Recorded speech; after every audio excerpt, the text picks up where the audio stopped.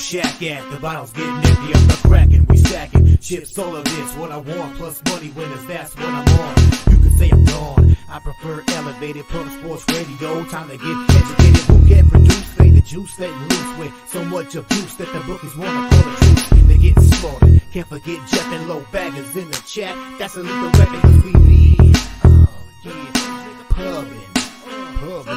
We be pubbing!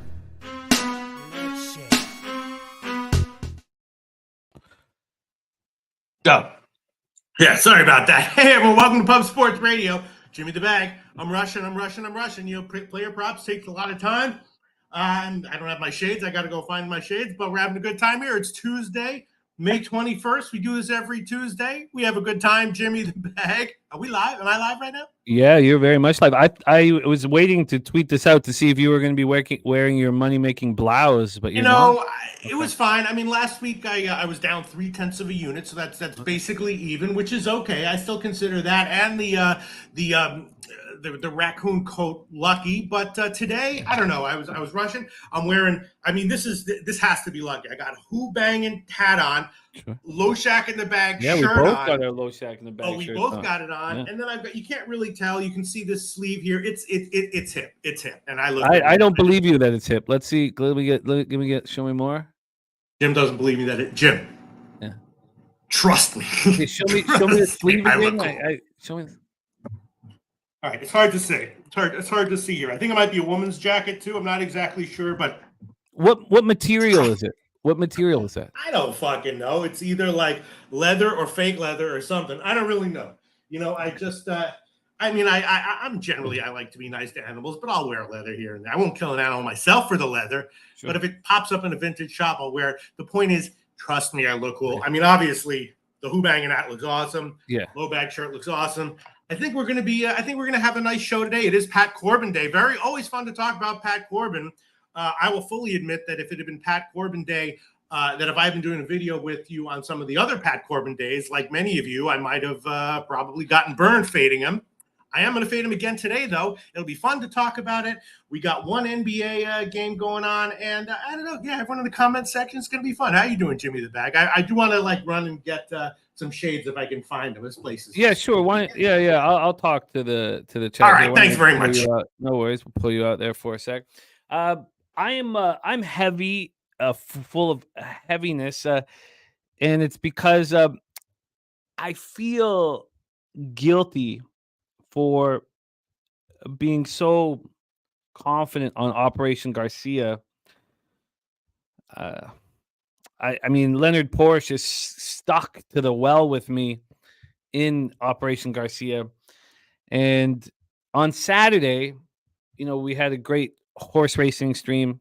It was a lot of fun. Guillermo Zertucci and Kev Reed were the backbone of it. They were incredible. Kev Reed picked up 2.6K American on a pick 5, races 2 through 6 over at Pimlico.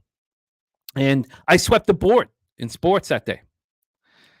And then Operation Garcia, it was the worst game of the season for Operation Garcia. And I felt that I had to make sure that I have all of the records up to date. I lost $1,760 on Operation Garcia in Game 6, Oklahoma City at Dallas. It was just the worst case scenario. And so, you know, there's been a $10,000 swing from up 6K to down $4,363. So one thing, let's get Pete back up here. No, that's cool. I'm listening to what you're saying, Jimmy the Bag. I mean, the one thing you always got to remember is if you have an edge, that's great. It's hard and it's wonderful and it's miraculous, but you can't get suckered into thinking like it's bigger than it actually is. You know what I mean? Swings are going to happen. You know what I mean? It's like in poker. If you go in and you're an 80% favorite, yes, you're going to lose 20% of the time. And if you lose less than that, you got lucky on top of being good. You know what I'm saying, Jim? Yeah, I know what you're saying. The heaviness, look, I'm trying not to swear, as we can't swear for the first 8 minutes or so of the show, but I don't mind messing up my life. You know, I chose this path. I chose this path. This is what I always dreamt of doing, and in fact, I quite enjoy it. Go ahead. I didn't mean to I cut might you at off. Cut off some your point. soliloquy. I might at some point, but I don't mind messing up my life.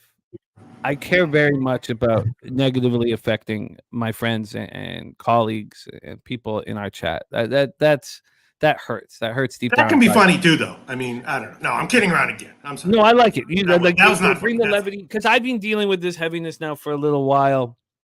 And another thing is that I'm the kind of person that goes down with the ship. I don't jump off the ship and try and say, "Oh, look, I'm missing an arm, but everything's gonna be fine." I'd rather die. And that was my thing when we were at the Low Bag Summit of Champions in Miami, when they were like, "There's sharks in the ocean right there," and I was like, "Well, I'm taking a dip. I'm going for a swim. I don't care." I came down in Miami to swim in the ocean, and if I get chewed up by a bull shark, it's a great story. Now, this is not a great story here at this point. So, but I'm not going to stop. I do think that the Pacers are now. It wasn't the Pacers only, but the Pacers are bad for Operation Garcia. This is the third year. Last year we tracked it extremely closely, and I just can't. I can admit defeat, but I'm not going to. I'm not going to just jump off the ship. I'm going to go down with it, and it's a dangerous basketball game. We'll talk about that. I've cashed 7 straight bets in the NBA, but of course, all that's been more than neutralized by Operation Garcia. So overall, now also I'm betting 200 flat. So I'm not, betting to win, because there are the minus 160s and the minus 150s. The plus, and I'm also going to, once it's all said and done, I'm going to break it down for each round. I'm going to break it down for the plus money spots. I'm going to break it down further. But right now it's 599 and 549. It's hitting at 52.2%. And this is important for everybody, because we talk about what you need to win to be successful, and it's all about the average line. The average line of Operation Garcia is minus 114. So 599 and 549, 52.2% is down 31.95 units. ROI minus 2.78%. Now, I missed one game. I missed game 1 in Minnesota, Denver. I was given the information from Dennis. That went 8-8. And I put that into the overall record. I would have lost $140 that day. That's not a part of the 4,363, because I didn't bet it. So that doesn't include the 4,363. So Friday. So it's been a tough weekend. Friday was horrific for me in MLB. I'd had this great week, and then I got crushed. And this shit, it wears on you. It just wears on you. And even Operation Garcia, putting in, what am I at now? 1,150 bets at $200 a pop. It puts knots in my back, and it makes me uncomfortable. And I'm just it's very, very hard to. You got to also, you can't just put your action in early. You have to wait and wait and wait, and you have to wait for the last players to be added on.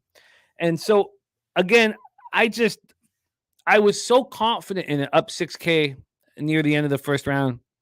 And look, the books came out and slit my throat, but not enough to kill me.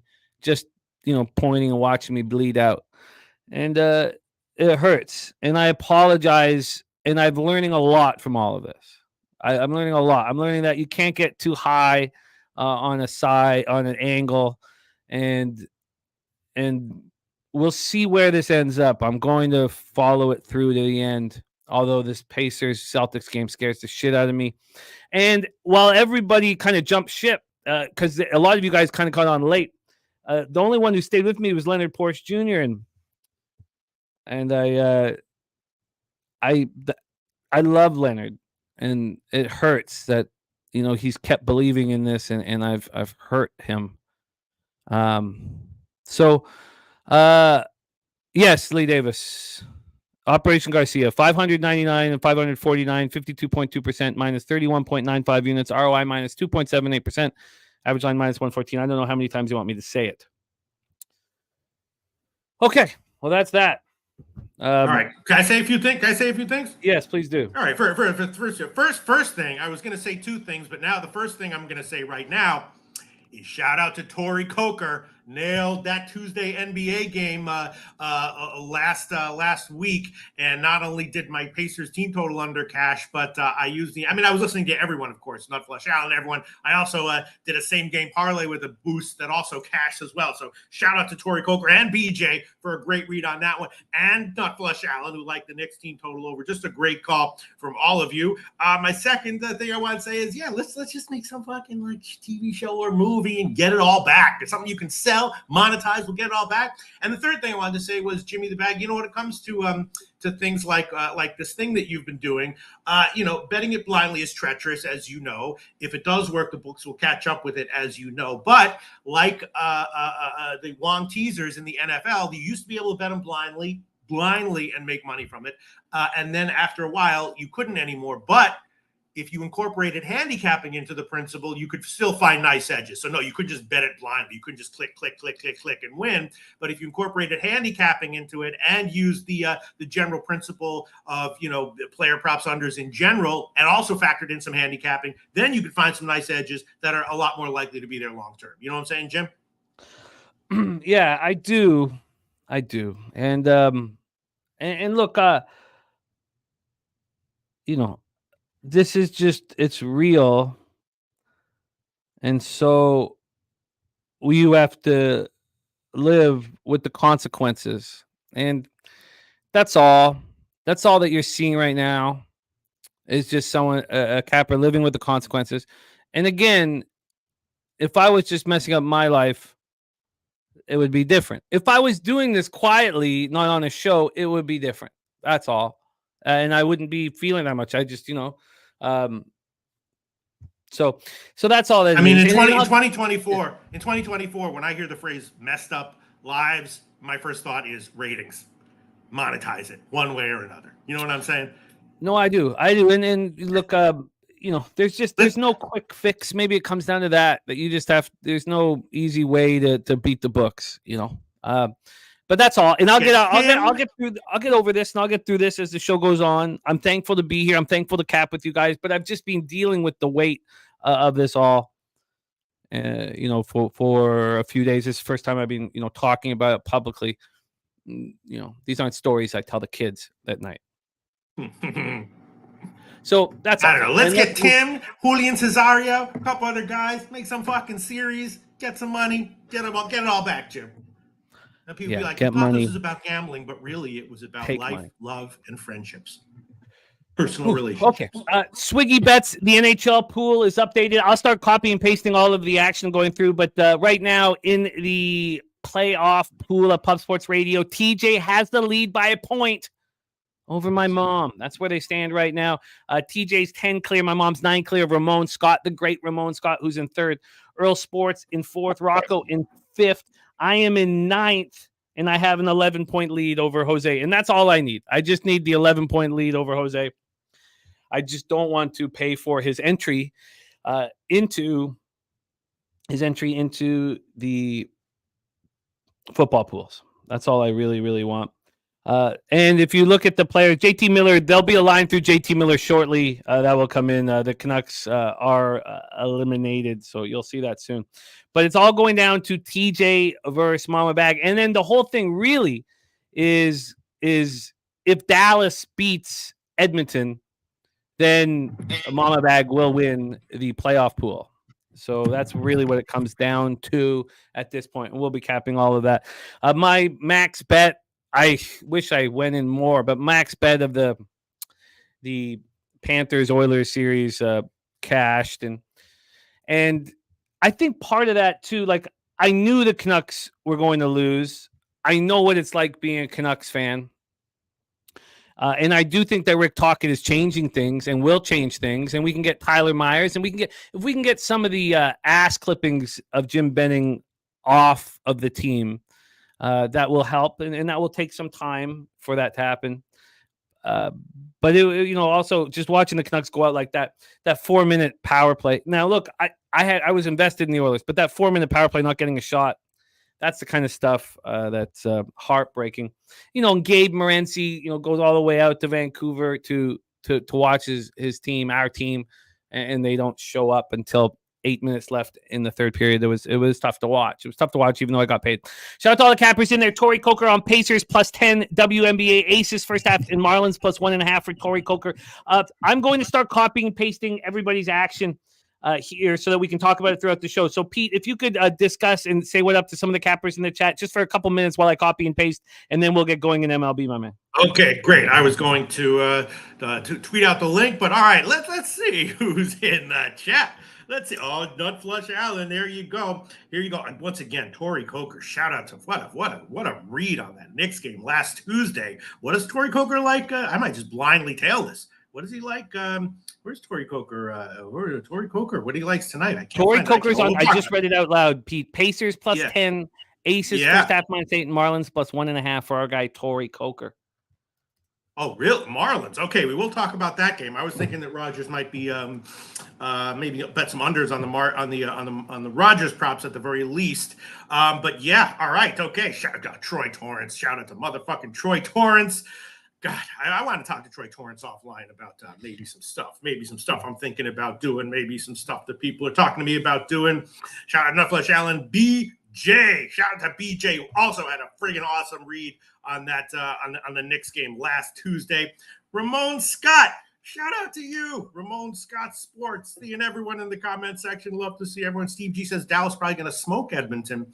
I like Rangers as well. Yeah, I haven't even thought about the NHL playoffs as of right now. I did think that Dallas was going to go deep though, and I feel like I picked a lot of Dallas players, but somehow that didn't translate into success in that in the tournament. Let's see who else. Rem Most. Yeah, hell yeah. Shout out Rem Most. Shout out. I also got where the fuck? Look at this, Jimmy. Crown Royal. What do you think of Crown Royal? You like it or overrated? I like Crown Royal. Yeah. As you mature, you stop drinking like Jack Daniels and shit like that. But right. Crown Royal's always stayed true. It's not bad.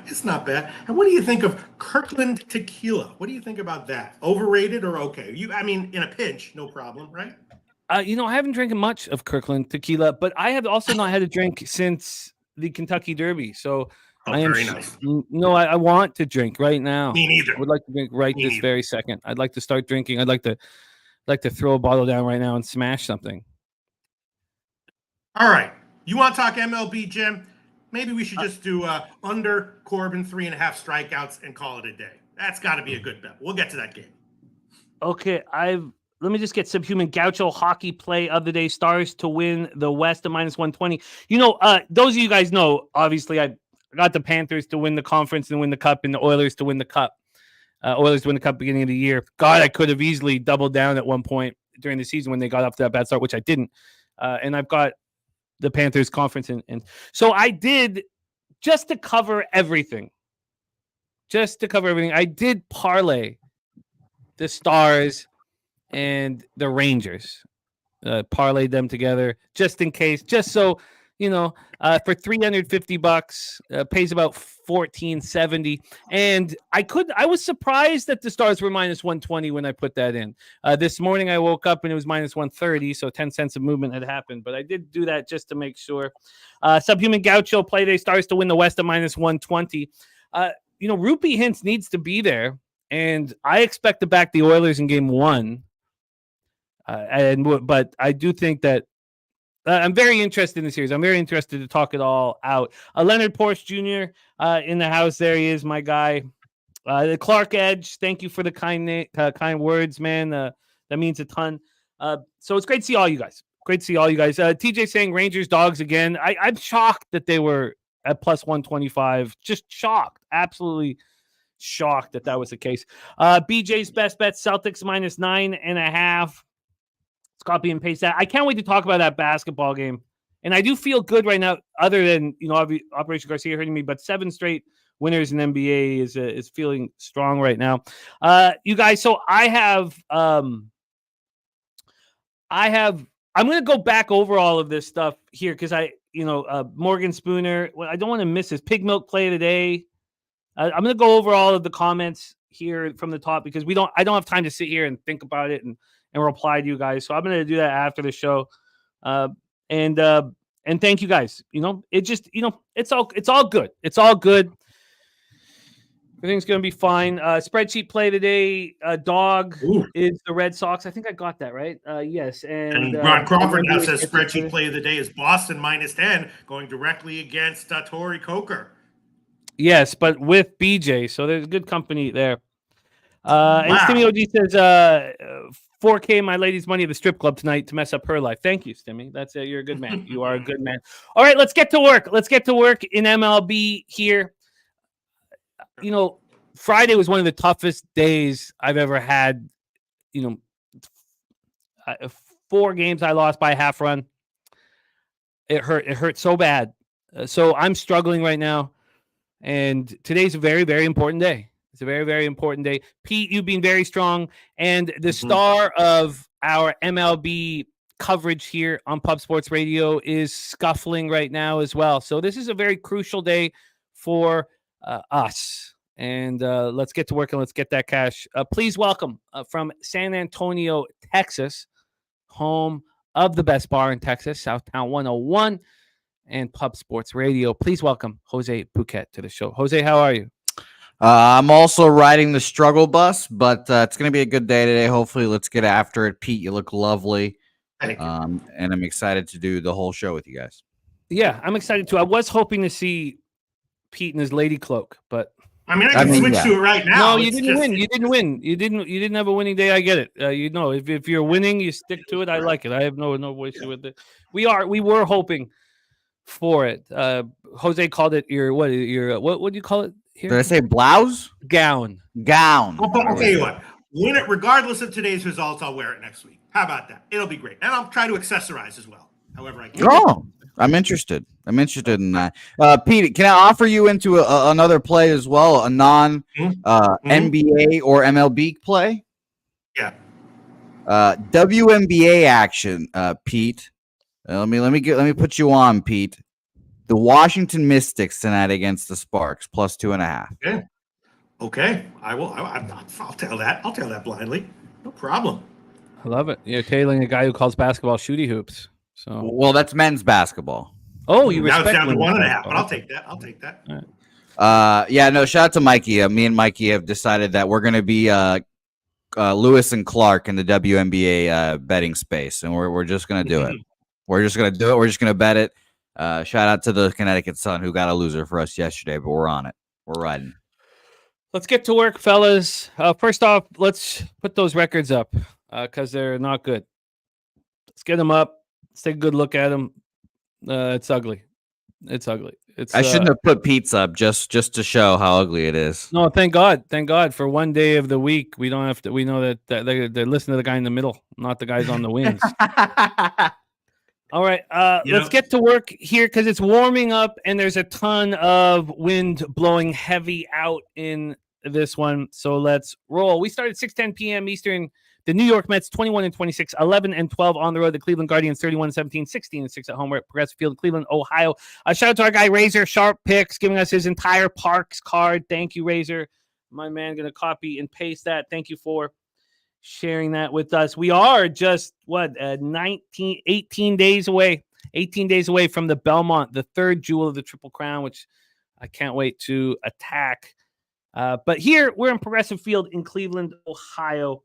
Let's take a look at the weather to get us started here in Cleveland.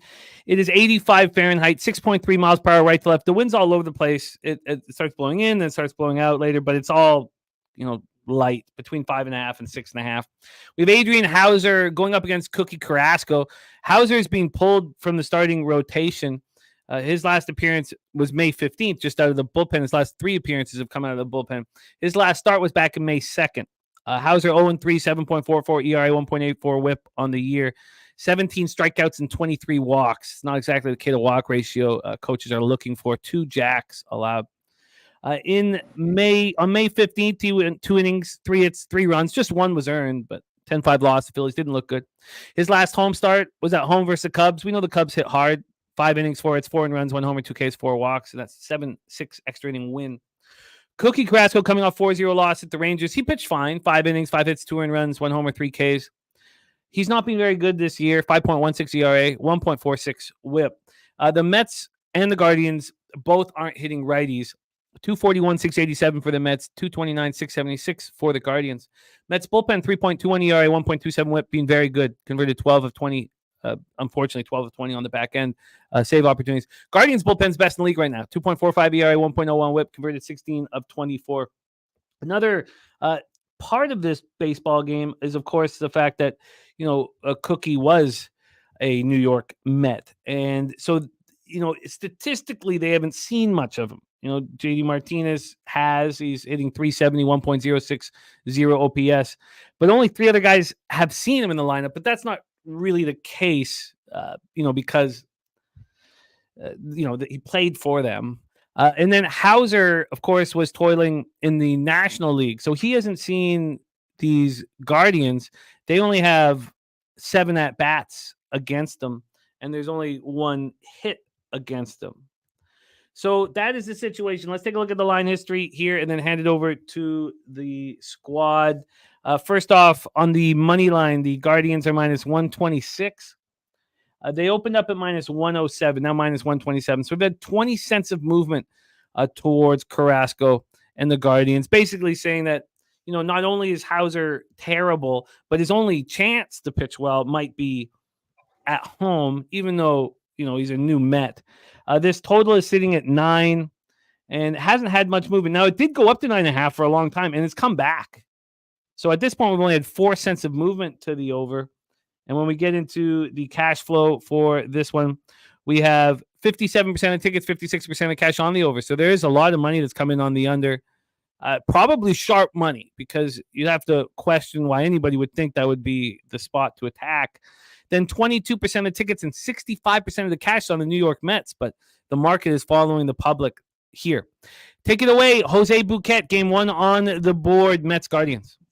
Yeah, I didn't have any action on this one. I thought it was a tough game for me. I didn't know what to make of Adrian Hauser. Obviously, I like a Rebenga angle with Cookie, but I didn't want to lay this much juice. And I agree with everyone that the over seems like it could be the play here. But you just mentioned there's pretty split money and tickets wise on the total. So I stayed off this game. I thought it was pretty difficult. We do have the Stacks play today from our guy Justin McKelvey. Stacks been running real nice and with a lot of plus money spots. He's on JD Martinez over 1.5 bases, minus 104. Pistol Pete Loshak, your plan?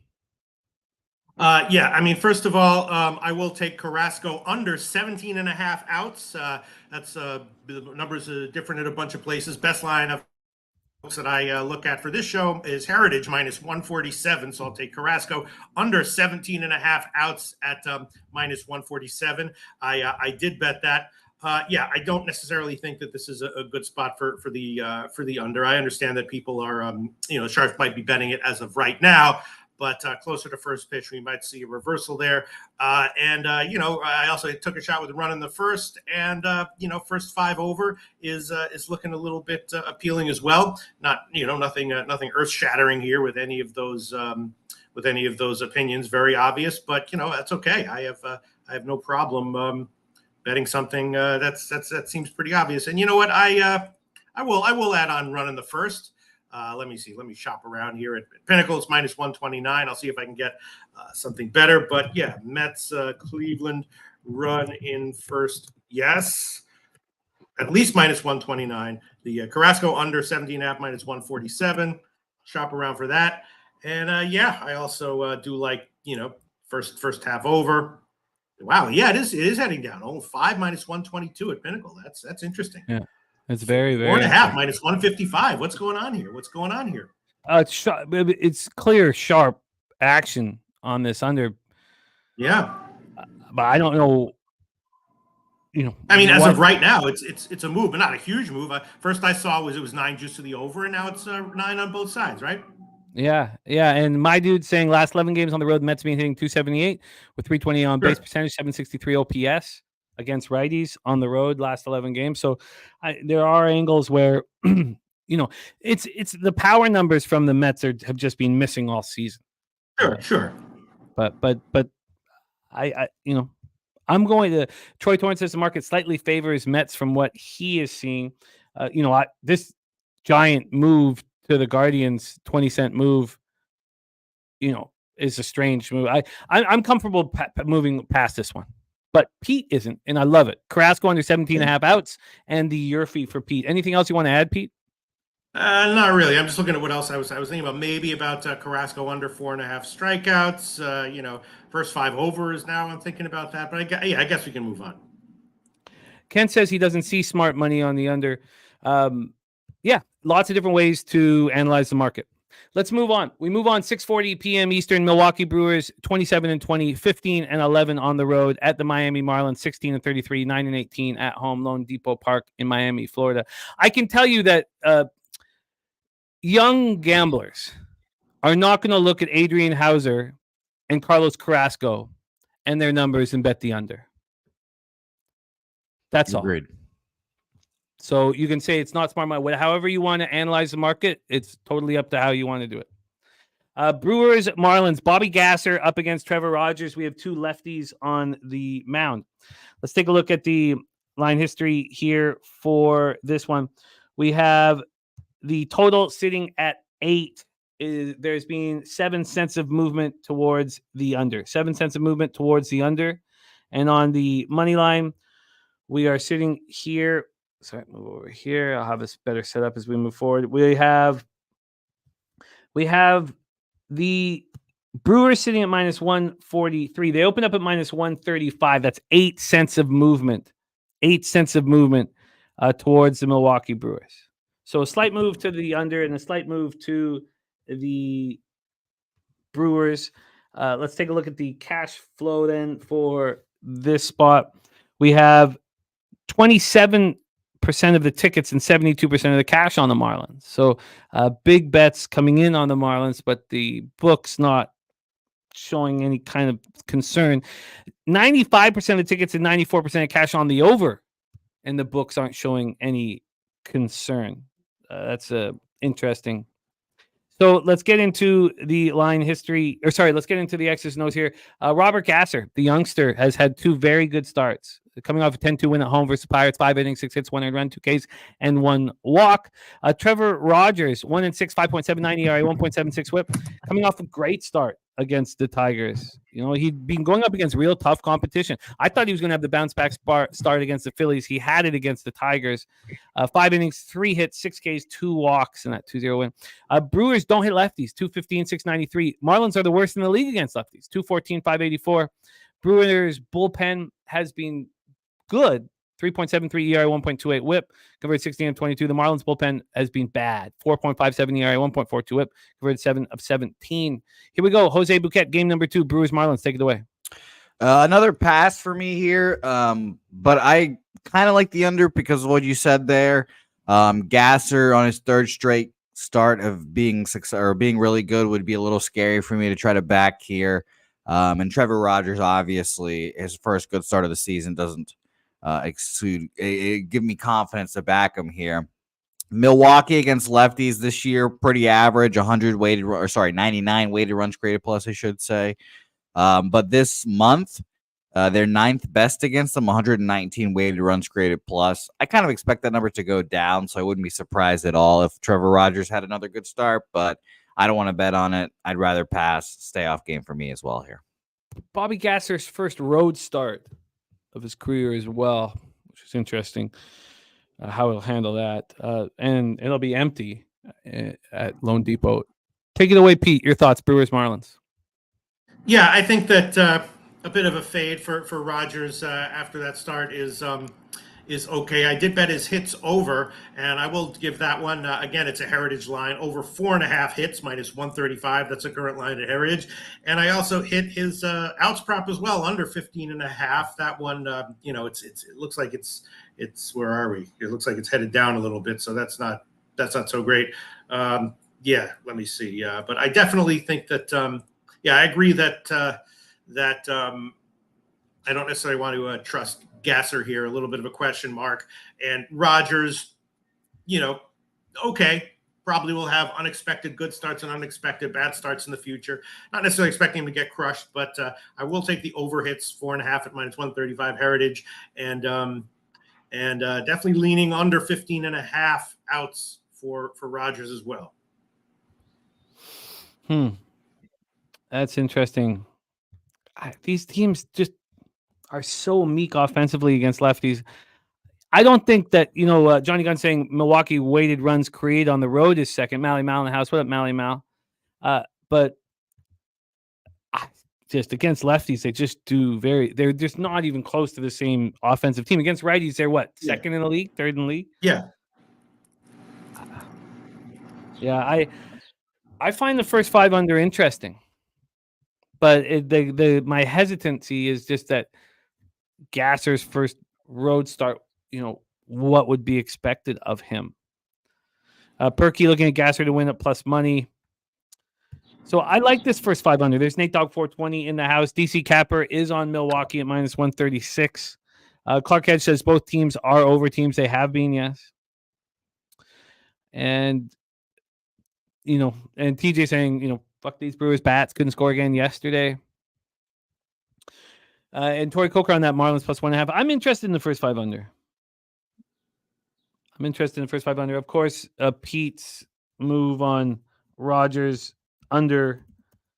So that is, sorry, what was the Rogers under?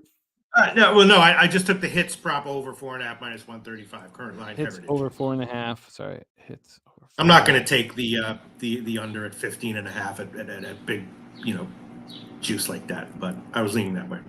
Lee Davis giving Rogers 3-0, 1.10 ERA over 16 and a third versus Milwaukee.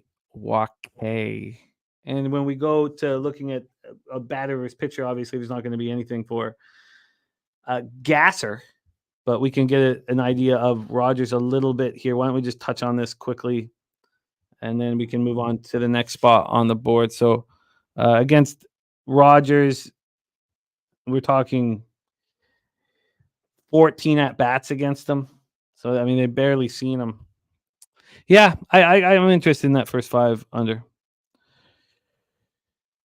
Yeah, my dude, there's complete autonomy on how you want to cap, my friend. Let's move on. 6:40 p.m. Eastern. San Diego Padres 25-25, 15-9 on the road at Cincinnati Reds 19-28, 9-13 at home. Great American Ballpark in Cincinnati, Ohio. Let's get into the weather here. 88 Fahrenheit, 11.6 miles per hour, right to left, dies down to 9 miles per hour. It's always right to left. Let's get into the line history here. We'll start with the money line. On the money line in this Padres Reds spot, we have Musgrove and the Padres at minus 114. Of course, Musgrove coming off the IL. We'll discuss all of that. Elbow inflammation. There's been no movement on the money line. Padres minus 114. That's where they stand right now. And on the total here, I got the first 5 up, so we can start with that. This is sitting at 4.5 minus 117 to the over. This was up at 5. It moved to 5 at 10:49 p.m. last night. Didn't go back to 4.5 until 7:05 this morning. When it first moved to 4.5, it was a very slight move. Under 4.5 was plus 106, but within 24 minutes, this was under 4.5 minus 105. So now it's back at plus 102. So still at this point, there's been 3 cents of movement to the over. But it's come all the way back. So we have a tiny, tiny move to the over. No move on the cash flow. When we get over to that cash flow, 65% of tickets, 63% of cash on the over, 66% of tickets, and 82% of the cash on the Padres, which is pretty interesting. Another thing about Joe Musgrove was he was supposed to start Sunday, and Saturday was postponed. So Yu Darvish was pushed back to Sunday, which gave Musgrove a couple extra days. Musgrove has had a terrible season. 6.37 ERA, 1.51 whip. He's looked bad. He's allowed 10 home runs in 41 innings. And his last start was good. It was really good. So that was the surprise with the inflammation, something that we'd been talking about early in the year while he struggled. 6 innings, 4 hits, 2 earned runs, 1 homer, 9 Ks, and no walks. Andrew Abbott on the other side has been very good this year, coming off a 2-1 loss at the Diamondbacks, and they smashed lefties, and he shut them down. 7 innings, 4 hits, 1 earned run, solo shot, 4 Ks, 2 walks, 3.06 ERA, 1.14 whip. The Padres are terrible against lefties, 210, 625 OPS. The Reds are terrible against pitchers, but they're also really bad against righties, 212, 640 OPS. Reds bullpen, 4.18 ERA, 1.27 whip, converted 7 of 10. The Reds have just 10 save opportunities through 47 games. The Padres, 3.79 ERA, 1.20 whip, converted 14 of 19 save opportunities. TJ says, one of my favorite angles is fading a team off a doubleheader. It helps that my model has Cincinnati with a half-run edge. Take it away for us here. The floor is yours. Johnny Gunza, which are you talking to me about refreshing the site? I click on it so I get the exact information. What are you seeing that's different than mine, my man? Take it away, Jose. Padres Reds. Yeah, this was a game that I came in with a lean on. I kind of wanted to move on the Padres, honestly. I think that break will help Musgrove, obviously. We talked about preseason and Moose Money. Shout out to Moose talking about that shoulder injury that wasn't really reported, took a break, and then came back, and then still just kind of wasn't the same. So I think that time off will help him, and I think he'll actually have a pretty good start hit this off, but I wanted to bet Padres money line, but I'll listen to the chat. There's a lot of Reds love in the chat, so I stay off. I did see the Padres numbers against lefties. They are bad, but I don't know why they are. They should just be better against them. So I think that could go up here. So no action for me. I definitely lean to Padres, though. But yeah, no action. Pistol Pete Loshak, your thoughts? Yeah, I was leaning Cincinnati despite the futility for them offensively, and leaning Abbott under 2.5 earned runs. Not quite sure why it's such a low line. I understand it's hot there, so I didn't exactly look into how Abbott does in the mid 80s as opposed to other starts. It's possible that he fades tremendously. There are pitchers, especially elite pitchers, who fade in certain weather conditions, but so I'm not aware of if Abbott might be adversely affected by heat in the mid 80s, but I don't quite see why his earned run line is as high as it is, and I guess I can understand why Cincinnati is a dog, but I would be leaning Cincinnati as well. Yeah, I'm uncomfortable with this game. Uncomfortable with the market, and just uncomfortable all around. Uncomfortable of expecting Musgrove to look how he looked on May 1st. The whole thing, but both these teams just aren't hitting lefties at all. I don't understand why. And yeah, Bogarts, I doubt Bogarts is in the game today as well. Dove hurt his shoulder. It looked very similar to what Trevor Story did earlier in the season for the Red Sox, so I expect him not to be there.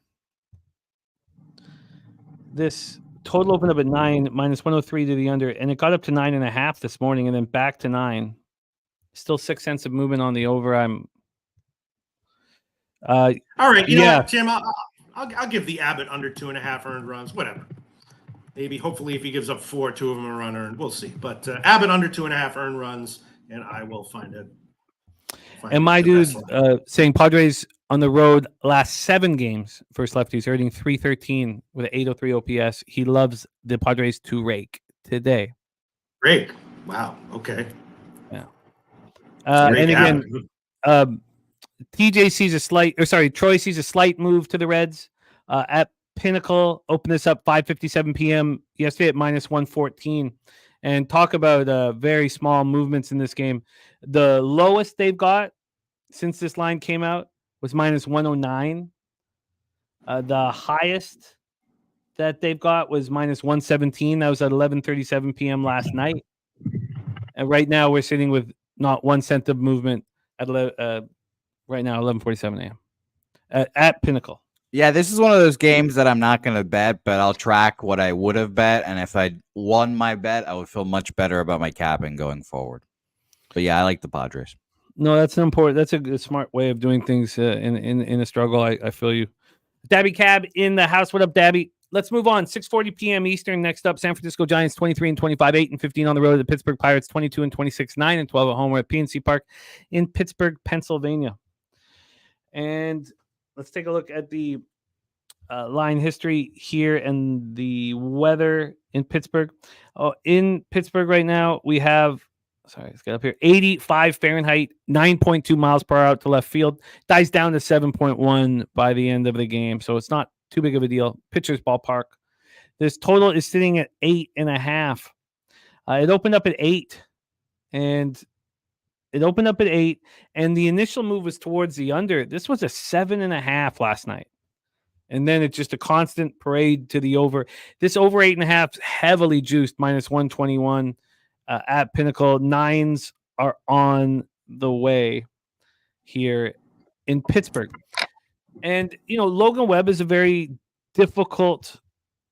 Well, maybe he's not difficult to figure out. Maybe he's just terrible on the road and easy to back at home. Maybe it's just a very simple situation. On the road this year, he's 1-3 with a 5.92 ERA. He's been bad. At home, he's unhittable. But here we are at PNC. Well, unhittable is a little much, but he's got an ERA just over 1, which is it's fine. Logan Webb, last start at home versus the Dodgers, he shut them down completely. 6 innings, 3 hits, 5 Ks, 3 walks. Martin Perez coming off getting destroyed. 10-2 loss at the Brewers. When the stats came out about what the Brewers have done against lefties that our guy Maidu was putting out, it's based on this performance against Perez. They hit Perez 5 jacks in 5 innings against Martin Perez in that 10-2 loss. The Giants hit lefties with average but no power, 253, 697. The Pirates versus righties are terrible, 221, 628. And both bullpens have been very disappointing this year. Giants bullpen 4.62 ERA, 1.37 WHIP, converted 8 of 14. Pirates bullpen 4.35 ERA, 1.34 WHIP, have converted 14 of 24. So take a quick look at the cash flow before we move on in this one. 75% of tickets, 78% of cash on the San Francisco Giants. 75 and 78. Sorry, I didn't even do the line. So 75 and 78 on the Giants. They're at -131. They opened up at -127. The interesting thing about this was there was no movement until this morning. This got up to -141 at 10 a.m. So there's been some considerable buyback on the Pittsburgh Pirates. And then on the total, we talked about that. That's 8.5 -121. We didn't talk about the cash flow on the total, though. The cash flow for this total, 93% of tickets, 95% of cash on the over.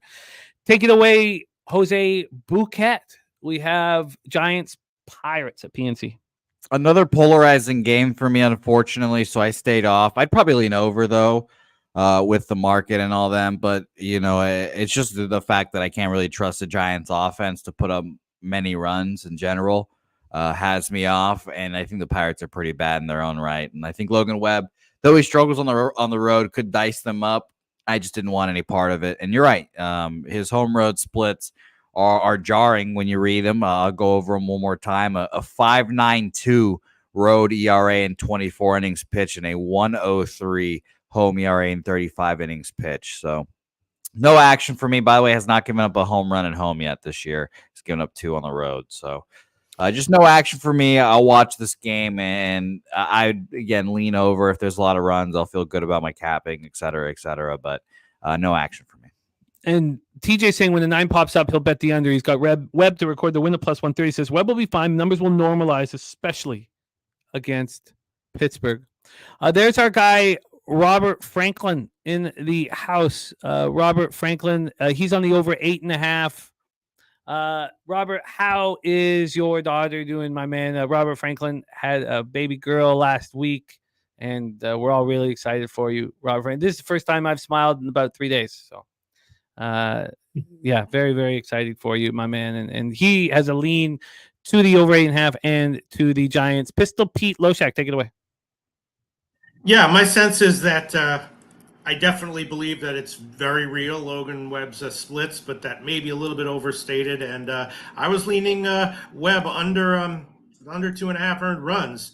Jose Bouquet, you think that you think there's going to be runs here, Jose Bouquet? I do trust you, my man. Why do you think that, Jose Bouquet? Why do I think? Well, the market just climbing to the over with all the money on the over does make me feel like it's a little concerned. And then it's going to keep raising the price here. The issue, obviously, it's like the Giants, trusting the Giants to hit anyone is a task that I don't want to do. Full season against lefties, they're 14th, 102 weighted runs created plus, so still pretty average. Honestly, this month in particular, they are 11th, 109 weighted runs created plus, and 153 plate appearances. So it's better. I think Martin Perez is a good enough pitcher that could bounce back after a horrific start. But again, it's just not something I really want to put my money and invest on. So if I had to I gun mean, to head, I'm making an over bet. the Giants have a bunch of young guys though who are doing better, right? Well, we can look at an expected lineup, and the expected lineups mean shit. But Soler specifically was one of the best hitters against lefties last year. They just stacked their lineup with righties, and only lefty they have is Mike Yastrzemski on there. So again, it's a bunch of young guys that sure could hit lefties, but Martin Perez is a crafty veteran that I think could figure out his way through this lineup as well. God, I would love to take Pitt's Webb under 2.5 earned runs, but I guess I will pass on that. All right, let's roll on. But before we do, Josh saying, I really think y'all question these games too much. Padres and Reds, both crap pitchers. Joe Musgrove, Cy Young Award winner, one of the best pitchers in baseball the last few years. Go to 2021, 11-9, 3.18 ERA. 20 and 22, 2.93 ERA. He was the lead. He was expected to win the Cy. I don't know if he won it in 2022. He won it in 2021. Last year, he was 10-3 with a 3.05 ERA. He was so good. First round pick, Abbott, second round pick. What a rookie year Abbott had. 8-6, 3.87 ERA. 120 strikeouts in 109 innings. He was awesome. This year, 3.06 ERA, 1.14 WHIP. I love that Josh says this is how I feel, and he's extreme with it. It makes it fun to cap, but I couldn't disagree with you more on that assessment. Before we move on, Robert Franklin saying she's doing good, bro. Light sleeper though. Middle daughter Savannah graduated from college with a bachelor's of political science. Next step, law school. Robert Franklin, nice. What an incredible job you've done as a father, my man. Keep up the great work, leading by example. Okay, let's move on to the next spot on the board, and that's a very interesting one in Philadelphia. 6:40 p.m. Eastern. Texas Rangers 24-24, 12-11 on the road. Philadelphia Phillies 34-14, 19. They don't give Cy Youngs to crap pitchers, right? I believe it's for the best pitcher in whatever American League or National League. I believe that's what it's for. We can look it up whenever you have time. Citizens Bank Arena or Citizens Bank Park in Philadelphia, Pennsylvania. Let's get into the weather here to get started. 82 Fahrenheit, 8.4 miles per hour to right center. Stays between 8.4 and 9. Pretty offensive weather here. Let's get into the line history for this one. We have Suarez and the Phillies at minus 164, opening up at minus 156. 8 cents of movement towards them. Let's get into the total for this one, sitting at 8.5 minus 117 to the over. This opened up at 8. When it opened up at 8, it was juiced to the under. So it's a pretty big, and it's now heavily juiced to the over. So it's a pretty big move to the over. Let's get into the cash flow for this one. He said I didn't read the rest of his statement. Sorry, let's go back. I really think y'all question these games too much. Padres and Reds, both crap pitchers, but Padres better offense all day. Don't make this harder than it is. Let me read it again for you, Josh. I really think y'all question these games too much. The Cy Young Award winner and one of the best pitchers in the National League going up against a pitcher who was nominated for the Rookie of the Year last year. Both crap pitchers, but Padres better offense all day. Don't make this harder than this. So, I can read it again. Read it as many times as you want me to. 77% of tickets, 78% cash on the over. And then 88% of tickets and 84% cash on the Philadelphia Phillies. Suarez is being incredible this year. 8-0, 1.37 ERA, 0.76 WHIP. Coming off allowing 2 runs, but they weren't earned in a 10-5 win at home versus the Mets. Rangers versus lefties, 242, 658 OPS. Not hitting them. No power against them. Phillies versus righties, 255, 752 OPS.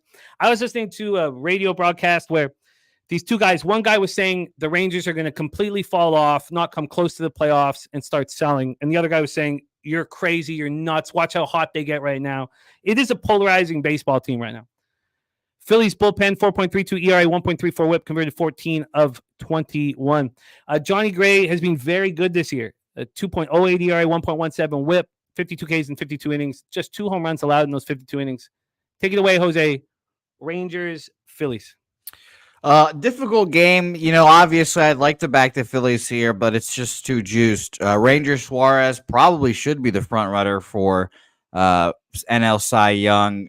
We checked the other day and we saw Wheeler was the leader, I believe, and I thought that was interesting to say the least. But I think this is a tough game.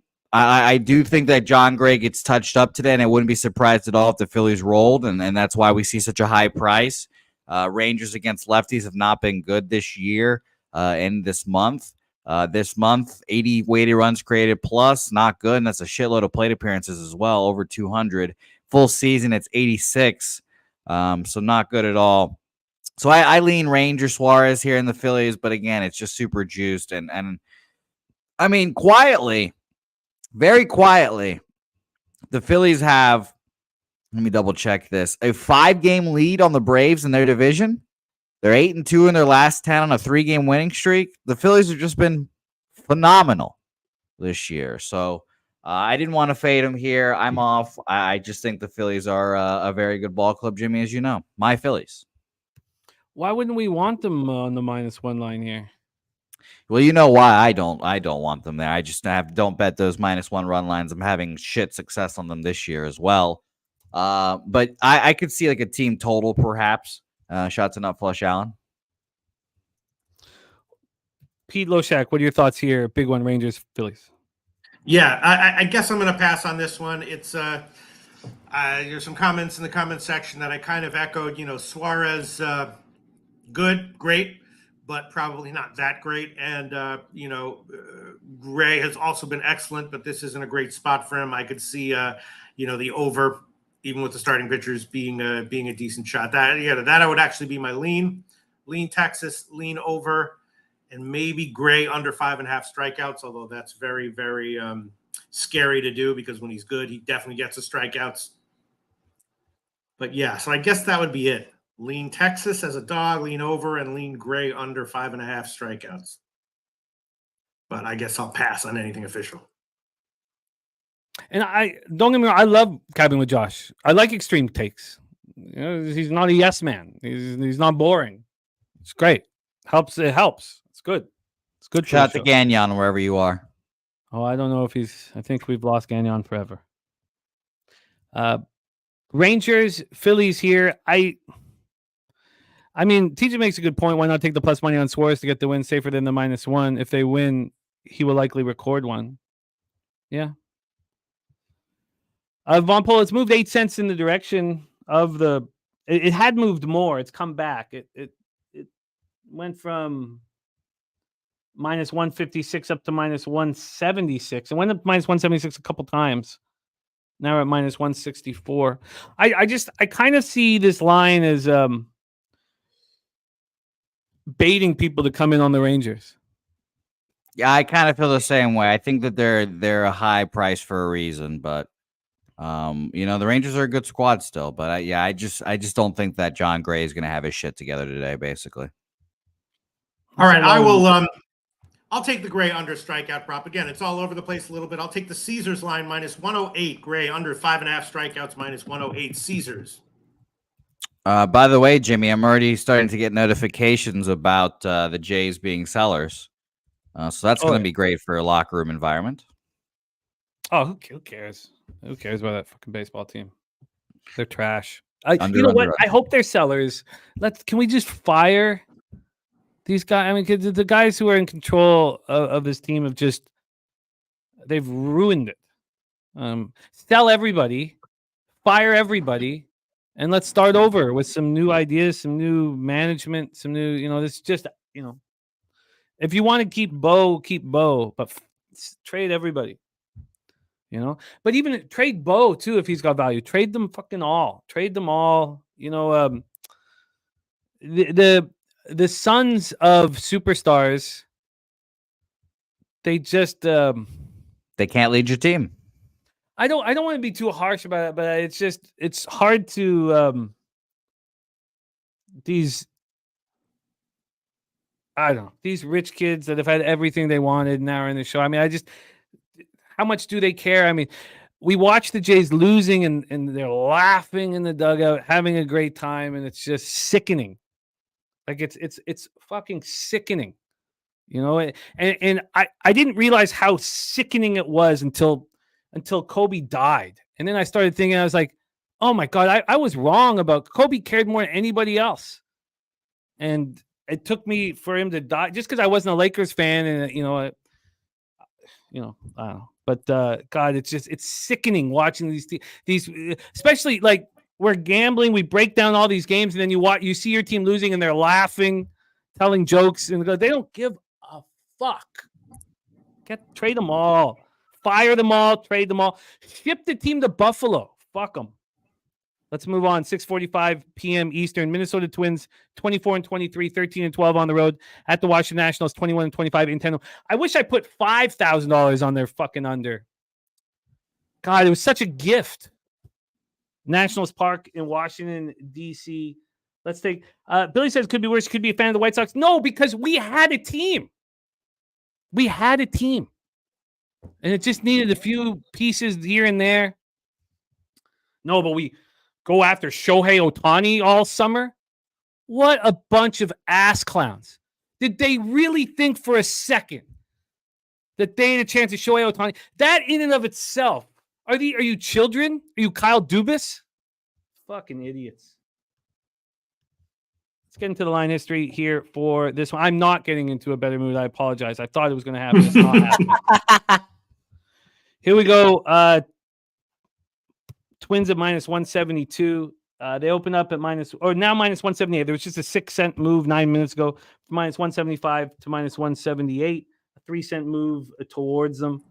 Let's get into the total here. It's Corbin Day. Corbin's been great for me this year, but he owes me a lot of money. There's been a 3-cent move to the under at 8.5, minus 106 to minus 109. When we get to the cash flow here on this, 73% of tickets, but just 37% of cash on the Twins. Big bets have been coming in on Corbin, and they sort of have all year, and they haven't been wrong. 84% of tickets, 77% cash on the over. And let's do the weather here in Washington. Let's just hit this. 81 Fahrenheit, 8.7 miles per hour to left field. So it is offensive weather here. Joe Ryan, 2-3, 3.57 ERA, 1.02 WHIP, coming off that 5-0 loss at home versus the Yankees. We were all here for that one. They just didn't show up. Joe didn't pitch very well, but the bullpen continues. Well, the bullpen's been falling off the last little bit, but they played well in that one. Corbin coming off a great start. It was at the White Sox, and the Twins hit lefties hard. They have a great average against lefties, but no power. 271, 737 OPS. Nats versus righties, just 231, 683 OPS. Nats bullpen has been pretty good. And it is Clark Schmidt Day. That might make me a little happier. Kenny Can in the house, and we got Trot Wham ready to go. Trot Wham. Yeah, Wham Bam in the house. Check it out. 1/3 of my coolness look today. Due to what? Fucking who banging? And Rem Mo says he was on the plane to Toronto, Jimmy. If Ella said Shohei's on the plane to Toronto, he's going to be signed, I'd be like, Ella, come on. I mean, Shohei Ohtani is not going to sign in Canada and pay Canadian taxes. But yet our brain trust is like, oh. Take it away, Jose. Twins, Nationals. Yep, no action for me here either. I actually lean Twins. I think that the Twins are just a good enough offense to get to Corbin here, and we can reset the amount of days Patrick Corbin has been good counter back to 0 after this. But yeah, I just couldn't move on it, obviously, with the juice. There's sharp money on the Nats here. And I actually had this line opening up, Jimmy. Where did it go? I had it minus 180. It's kind of dropped down some places. So maybe you can have a Nationals case. I think a Nationals case is fair. Yeah, my issue obviously is the Minnesota Twins are 10th against lefties this year, 110 weighted runs created plus. So that's just scary. Now, this month specifically, they've struggled. 87 weighted runs created plus, 17th and 150 plate appearances essentially. So I could see the Nationals, having a decent day here, but again, I just wasn't confident enough, unfortunately, to move on it. And everyone knows I kind of like Joe Ryan, but he cost me money last time out, so I'm a little burned by him as well. Peter Loshak, your thoughts on this one? All right. Well, yeah. I mean, Corbin. Look again. If you have a nice little bet, it's not going to win every time. It's going to win whatever whatever your edge indicates that it will win.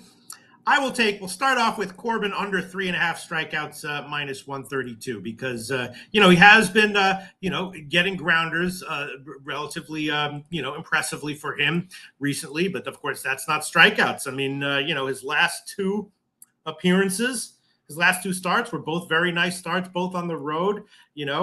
Like 11 innings, he got a lot more grounders and fly balls. Only 4 strikeouts total in those two starts. So I'm going to take Corbin under 3.5 strikeouts, minus 132. I think it has an edge. If it loses, I'll be like, maybe it was the wrong play, but I would expect it to lose a certain percentage of time. And I don't like the spot for Corbin particularly, so I'm leaning Corbin under outs as well.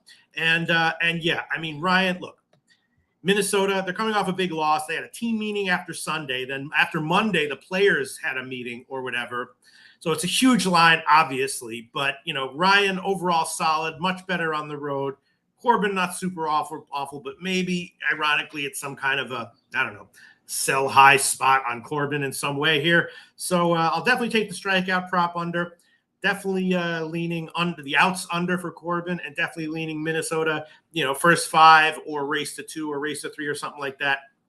And a slight lean to the Ryan over 17.5 outs over as well. I have seen some people cashing on these as well. I also wouldn't hate a Nationals to score first. I have to. That's to score first, really? Okay. Yeah, I'd have to do some searching to find out where I could bet that. But I wouldn't hate that at all as well. Okay, well, we'll start with Corbin under 3.5 strikeouts, Jim, and I might add on 1 or 2 more plays officially to this one as well. Let me just look around a little bit. So Troy expecting to be all over the Washington Nationals here. Says the market says home team wins 63% of the time. If the total's under 10, home team's 11-4. And, he's deciding whether he wants to go first 5 or full game. And it says sharp action on big home dog, public on road team, total under 10. Is Joe Ryan going to have a bounce back start here? What is I think I agree. Yes, but not worth a bet at that line necessarily. That's why I'm extremely hesitant. I want the Nationals. I just don't know if I wonder if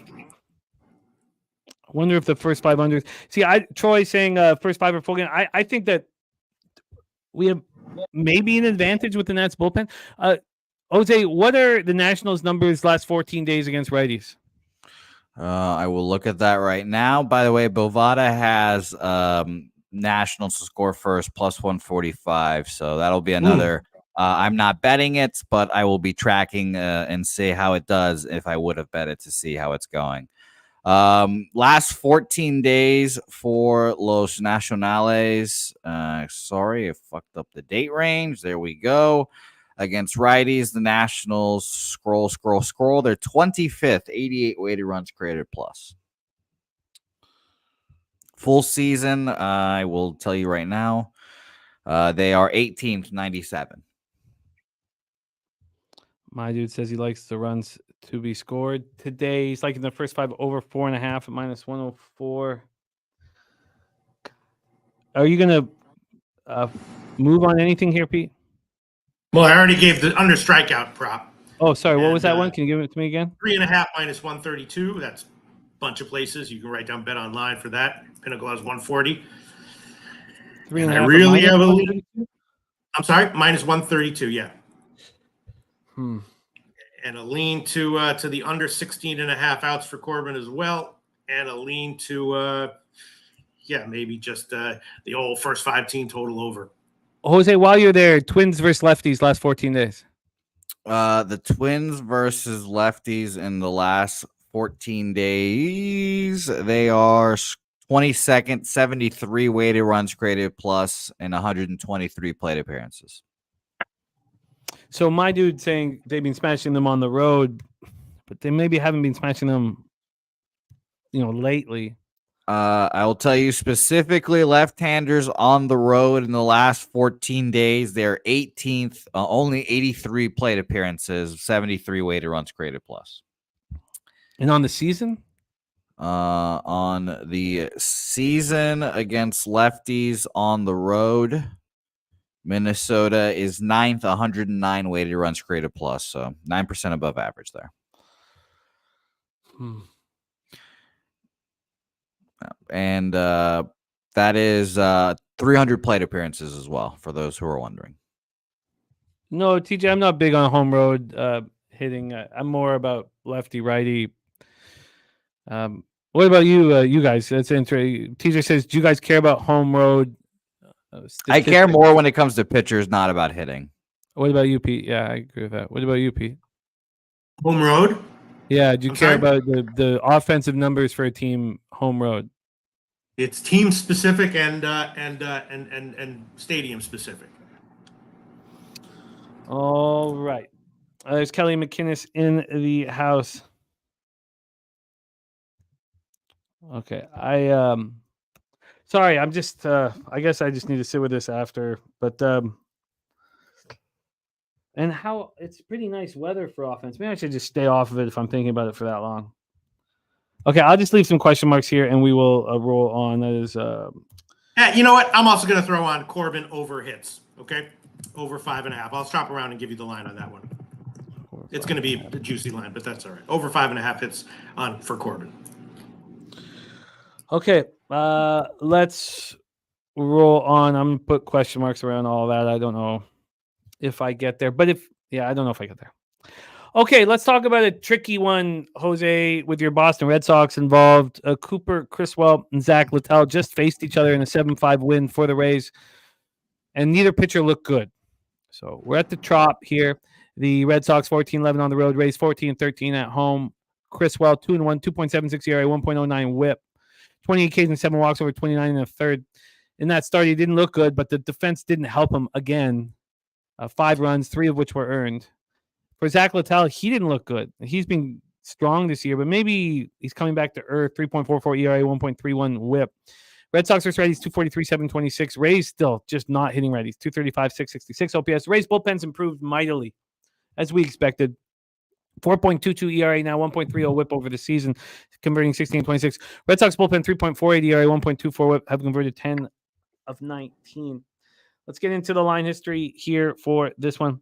On the money line, we have Tampa Bay at minus 132, opened up at minus 123, so 9 cents towards the Rays.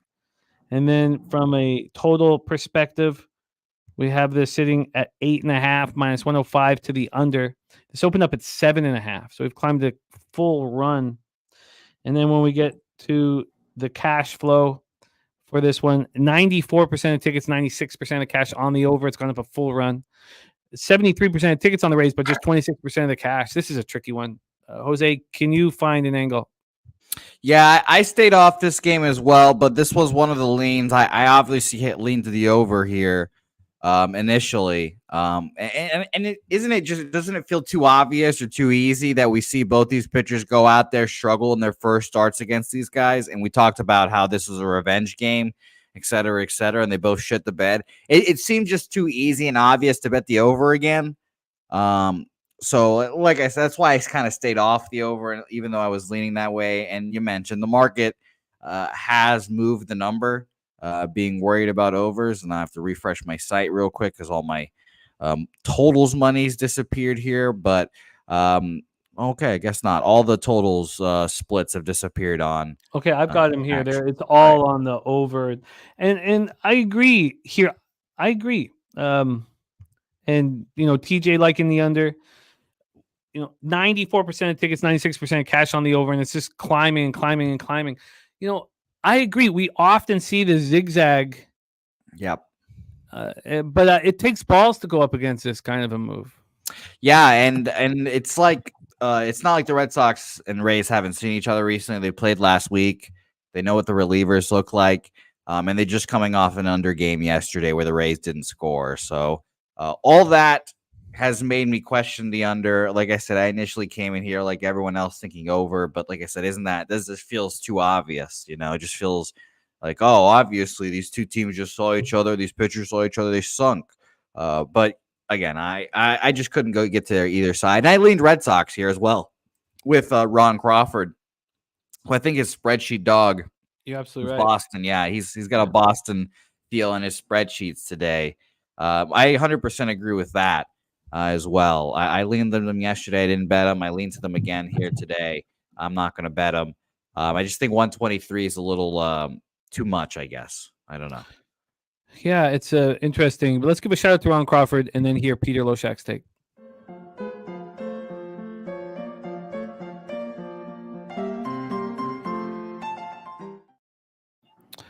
Pistol Pete, what do you think here? Sox Rays, second time these pitchers facing each other and the team.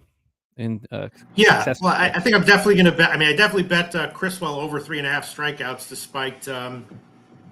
despite the high juice, and I'll make that an official play. A bunch of places have different lines, but Bet Online has the best line right now, over 3.5 minus 167. That's for Criswell, but I expect a better start from him. I'm also leaning under 2.5 earned runs from Criswell, and maybe the Tampa Bay first 5 team total under as well. If it's nice to see that Ron Crawford's spreadsheet play of the day is Boston. Is that what I'm hearing you right? Yeah, spreadsheet dog play of the day.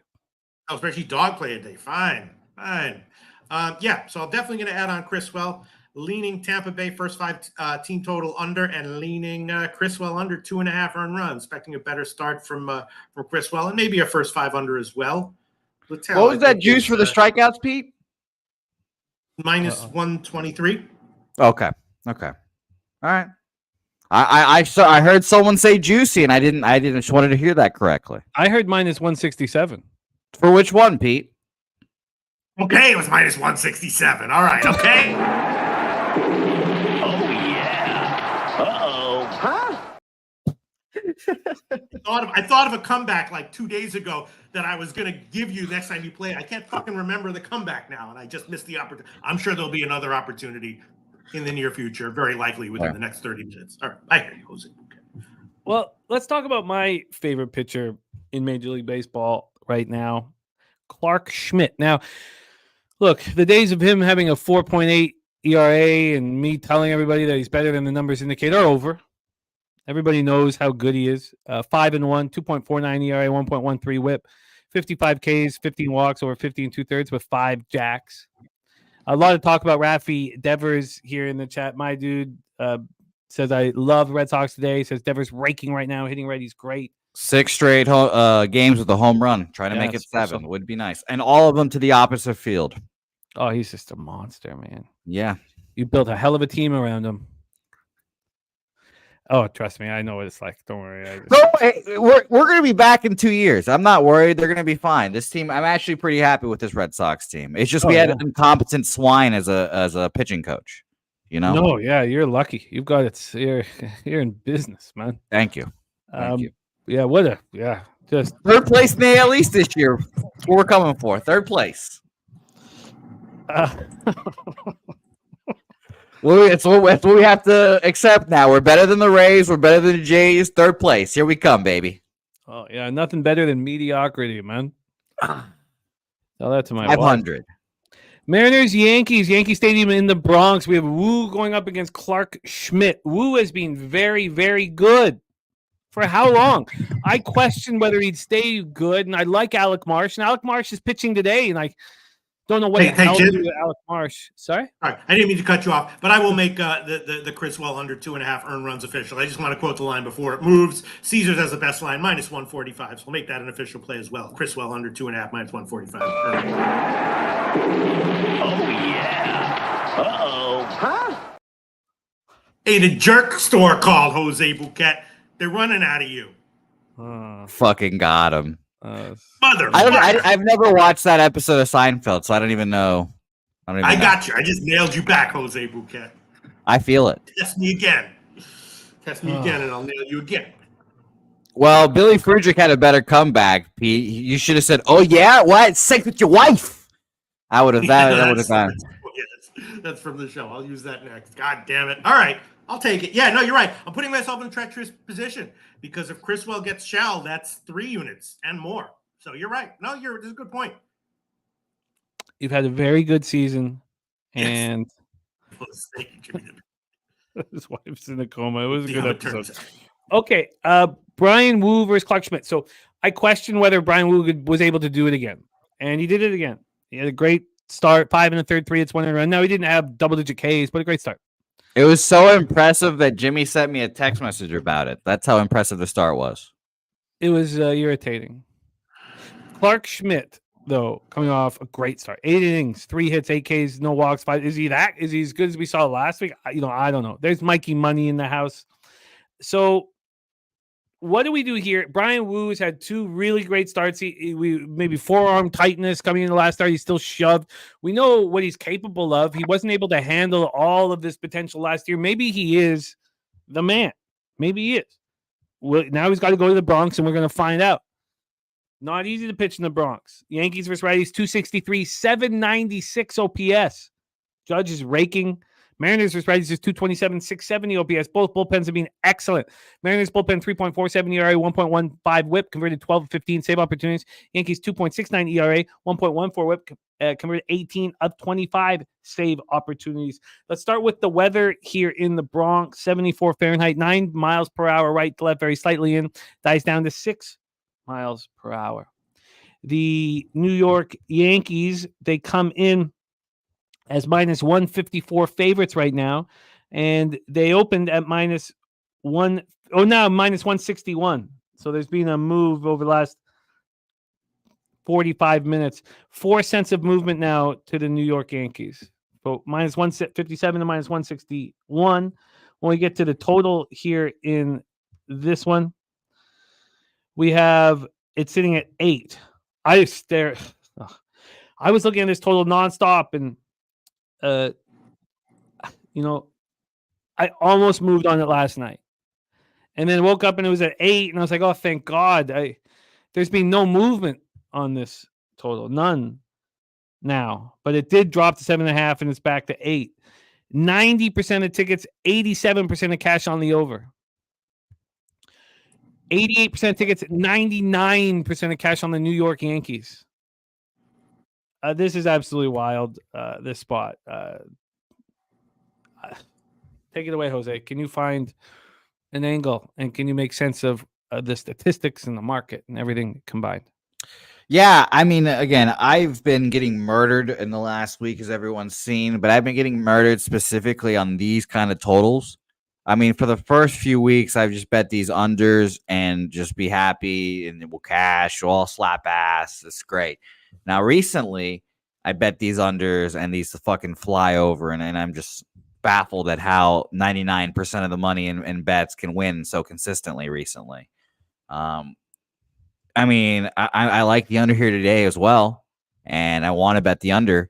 I wrote down first 5 specifically because I watched that Yankees bullpen collapse last night. And of course, I had Yankees team total over 4.5 last night. So that was incredibly frustrating on so many levels. But I still do lean under. I really do. And like I said, I do have been getting killed in recent spots like this. I just think that the under here, first 5 or full game, is live. And I've been trying to figure out which one I like more, honestly. Now, Jim, again, my totals things are down right now for action for whatever reason. But you have all the money on the over. And first 5 specifically here, I don't know if you see the first 5 movements.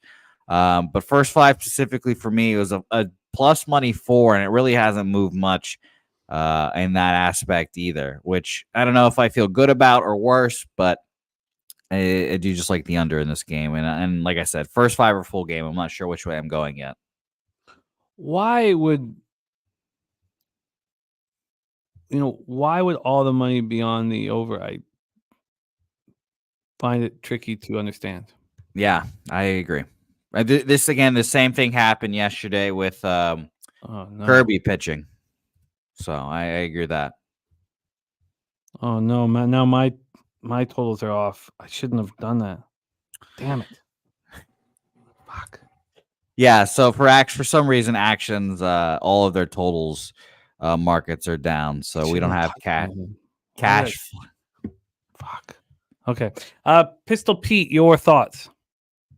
Yeah, I was leaning under. Slight lean, I guess, to the Woo under strikeout prop at 5.5 juiced, but he could be building up arm strength. It's not a great spot to come on the road and get those strikeouts, but he obviously when he's on his game, he can have those like 3 1/3 inning starts or appearances with 6 strikeouts. So I'm not going to take that. Likely another short start for Woo though, so maybe a lean to the under outs prop for Woo. And Schmidt overall been excellent. Off 2 shutout road starts, though. I think it's probably a little bit baked in. And as of right now, this will be a pass for me. But I was leaning under. Yeah, I mean, why? What would be the mindset on the over? Because the Yankees just smash? Yeah. Yankees hit well. Brian Woo's 2 good starts aren't real, and they play in Yankee Stadium. So that's basically the thing, and I can get it, but like I said, I like the under. I think I'll make the under an official play for me. Now again, I keep battling between first 5 and full games, and part of the reason why I'm battling this is because I lost a Padres first 5 bet that they went on and won full game, which was incredibly annoying here. But I'm going to move first 5, I believe. Clay Holmes is not going to be available today because he shit down his pants last night in epic fashion. And we obviously saw the Mariners throw Munoz yesterday, who only threw 15 pitches. But I would rather my closers come off of a fresh, no previous workday before. So first 5 under 4, and I'm getting plus money at plus 105 for me, official. First 5, 104. God. Okay. Let's roll on here because we have the pig milk play today leading us into this spot here. Pig milk play of the day. White Sox Jays under 3.5 at minus 110. BJ on the Yankees money line. TJ says over the last 2 weeks, I've been betting starting pitchers to record the win or not a whole lot. When a team is minus 150 or better, you can get plus 140 on the pitcher to win. Seems like a great angle. Let's move on to this. Kent, we're going to need you to give the total cash flow if you can, if you don't mind, if you're here for the show or anyone. That would be very helpful because ours is down at Action Network. Let's talk about this spot here at Rogers Center, Toronto, Ontario. Garrett Crochet versus Yusei Kikuchi. White Sox 14-34, 4-20 on the road. Blue Jays 21-25, 11-11 at home. Kikuchi 2-3, 2.60 ERA, 1.10 WHIP. Still, when I read out his stats, it's unbelievable. This whole city had given up on him. We were hoping for a 4.50 ERA last year. Now he's our best pitcher. I don't believe that. Obviously, Gausman is our best pitcher, but statistically, Kikuchi is our best pitcher. Crochet have coming off back-to-back very strong starts. Huge bounce back for him. 5 innings, 3 hits, 6 Ks, 3 walks, and 2-0 win at home. First in Nats. White Sox rating 196, 556 for lefties. Blue Jays 237, 684. This one is 91% of the tickets, 85% cash to the over. Yes, Mikey Money, Gausman, yes. Should have gone up against you on Saturday. I didn't. And 4-0 after 5. That's all I want, Gausman 4-5. Look, I know you don't believe in Gausman, and you got the last laugh when the Rays won 5-4. But I cashed the first 3 under 2.5. And yes, if we had if tomorrow was a 1-game single elimination, Gausman would be pitching, and it's okay that we don't. Could you believe we didn't cash that first 5 under? Oh my fucking god, that was so fucking annoying that day. 0-0 going into the bottom of the 5th. Oh my god, just disgusting. There's our guy Preston Ekdahl says Usyk got it done. Who wins this week? Tune into the main event on Talking Hands. 19-6. Last 25, including a plus 500, 300, 200, 180, 160. And Preston only gives out 1 play each week. Keep it going, Preston. Keep getting that cash. It's great. Danny Betts and Preston Ekdahl. They do it every Tuesday night. It's Talking Hands. And you can catch it on our main page on YouTube. DC Capper on the under 7.5. Let's get into this. Both teams aren't hitting lefties. White Sox are the worst in the league against lefties. The Blue Jays bullpen's been terrible. As much as I keep saying they're going to turn it around, 4.90 ERA, 1.37 whip, converting 12 of 17. A White Sox bullpen, 3.99 ERA, 1.41 whip, converted 10 of 19. Let's get into the roof's going to be open. Roof will be open. So Wow. it is 75. It's been open for maybe last week and a half or so. It's absolutely gorgeous up here right now. 5.9 miles per hour to left field, 75 Fahrenheit at first pitch. Perfect weather for baseball. Torrey Coker on the Blue Jays on the run line. Let's take a look at the line history here for this one. We have the Jays at minus 180. They opened up minus 166, 14 cents of movement towards the Toronto Blue Jays over at Pinnacle. And then on the total, we have it sitting now at a 7. Now at a 7. Opened up at 7.5, and it moved to 7 at 8:54 a.m. Moved to 7 at 8:54 a.m. And then cash flow wise, we have, here we go. We have 91% of the tickets and 97% of the cash on the Toronto Blue Jays. Our totals are down, but we got it from Kent Davies. So 90. Oh, that's money and run line. Yeah, we have that. 91% of the tickets and 85% of cash to the over. BJ says clear Blue Jay spot. My dude says I love to bet Kikuchi to get the win, but I'm looking to see how the game going because he's going to bet it live. Take it away, Jose Bouquet, White Sox, Blue Jays. Yeah, I'm amongst all the people that like the under in this game. It's just a little too low, honestly. So I definitely looked at the first 5 under 3.5 as well, but too low. Too low, I think. So I'd probably lean over, all said and done, but I like Kikuchi a lot, obviously. I think Crochet is the one that's a little more vulnerable here, and that's rare to say with the Blue Jays nowadays. But yeah, no action for me here again, like I mentioned, though. But a leans to the under. I consider taking a team total for the Jays here as well of 3.5, super low. But yeah, no action for me. Mikey Money says Blue Jays at this price and all the cash on it. Have to deep dive on this White Sox spot, see if he can get there. And TJ says his board is showing 80% tickets on the under, 93% of the money. They're also different. Who to trust? That's a tough question answer. I thought the same as you, Jose. I was like, I get it, but I had trouble moving on it. Yeah, just a little too low. Maybe it's perfect, but I had the same concern, and that's why I didn't bet it last night. Take it away, Pete. White Sox Jays. Well, this is a little bit of a weird one, Jim. Yeah, I would be leaning under. Some of the pitcher props opened way off where I thought they would be and where they've moved, and that's not always a great sign. For example, we know Crochet has been great, right? His strikeout prop was 5.5 with plus money at like plus 116 or plus 120 when it opened. I didn't understand why and now it's flipped 40 cents in the other direction. Kikuchi's under hits prop was something that I did bet as well. I got minus 121. Now it's moved like 80 cents the opposite direction in that direction. And the best line right now would be like Heritage at minus 147, but that's not necessarily, that makes me nervous. So, if the line hadn't moved, I would have given the Kikuchi under 5.5 hits prop, but even at minus 147 at Heritage, I don't think I can do that. And at plus 116, I would have given Crochet over strikeouts, but at minus 125, I don't know if I can do that either. It's definitely an under lean for me. And Kikuchi usually excellent, once in a while not, but I'm not sure why we would have any reason to believe that this will be one of his once in a while not starts. Well, it happens, when you're an 80% favorite, yes, you lose 20% of the time, and this could be one of Kikuchi's 3-inning 5-run starts, and then his next start he comes back and throws 7 shutout innings. I don't know. Yeah, this is a tricky one. Is Robert Franklin nailing it with that White Sox first 5 plus a half? I mean, I don't know. Yeah. I just don't think the White Sox score, really. So I think you're rooting for 0-0 there. Yeah.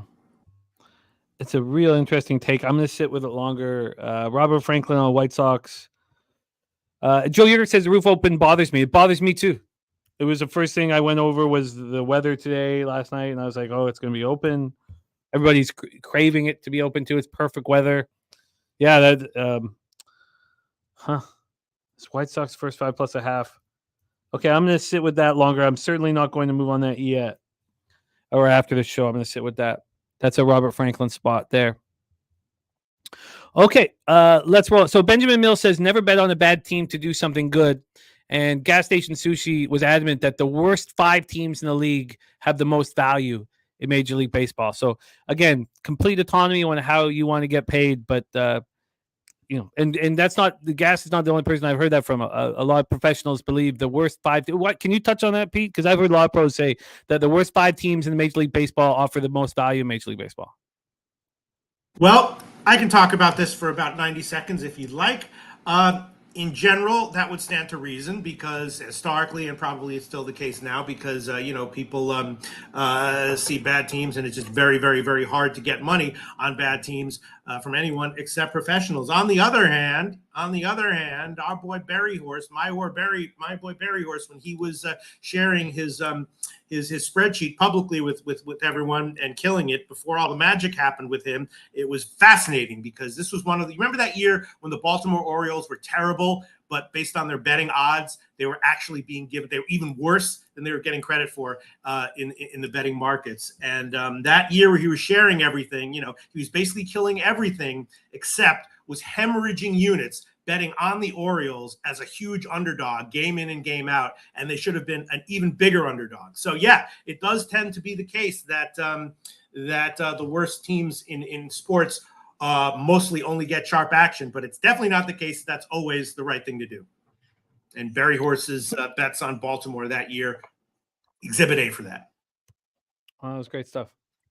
A very interesting topic.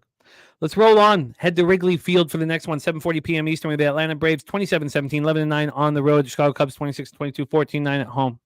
Charlie Morton, Pete, back in our Costa Rica days, we used to talk about the Trembolone and what we thought Charlie Morton might be on.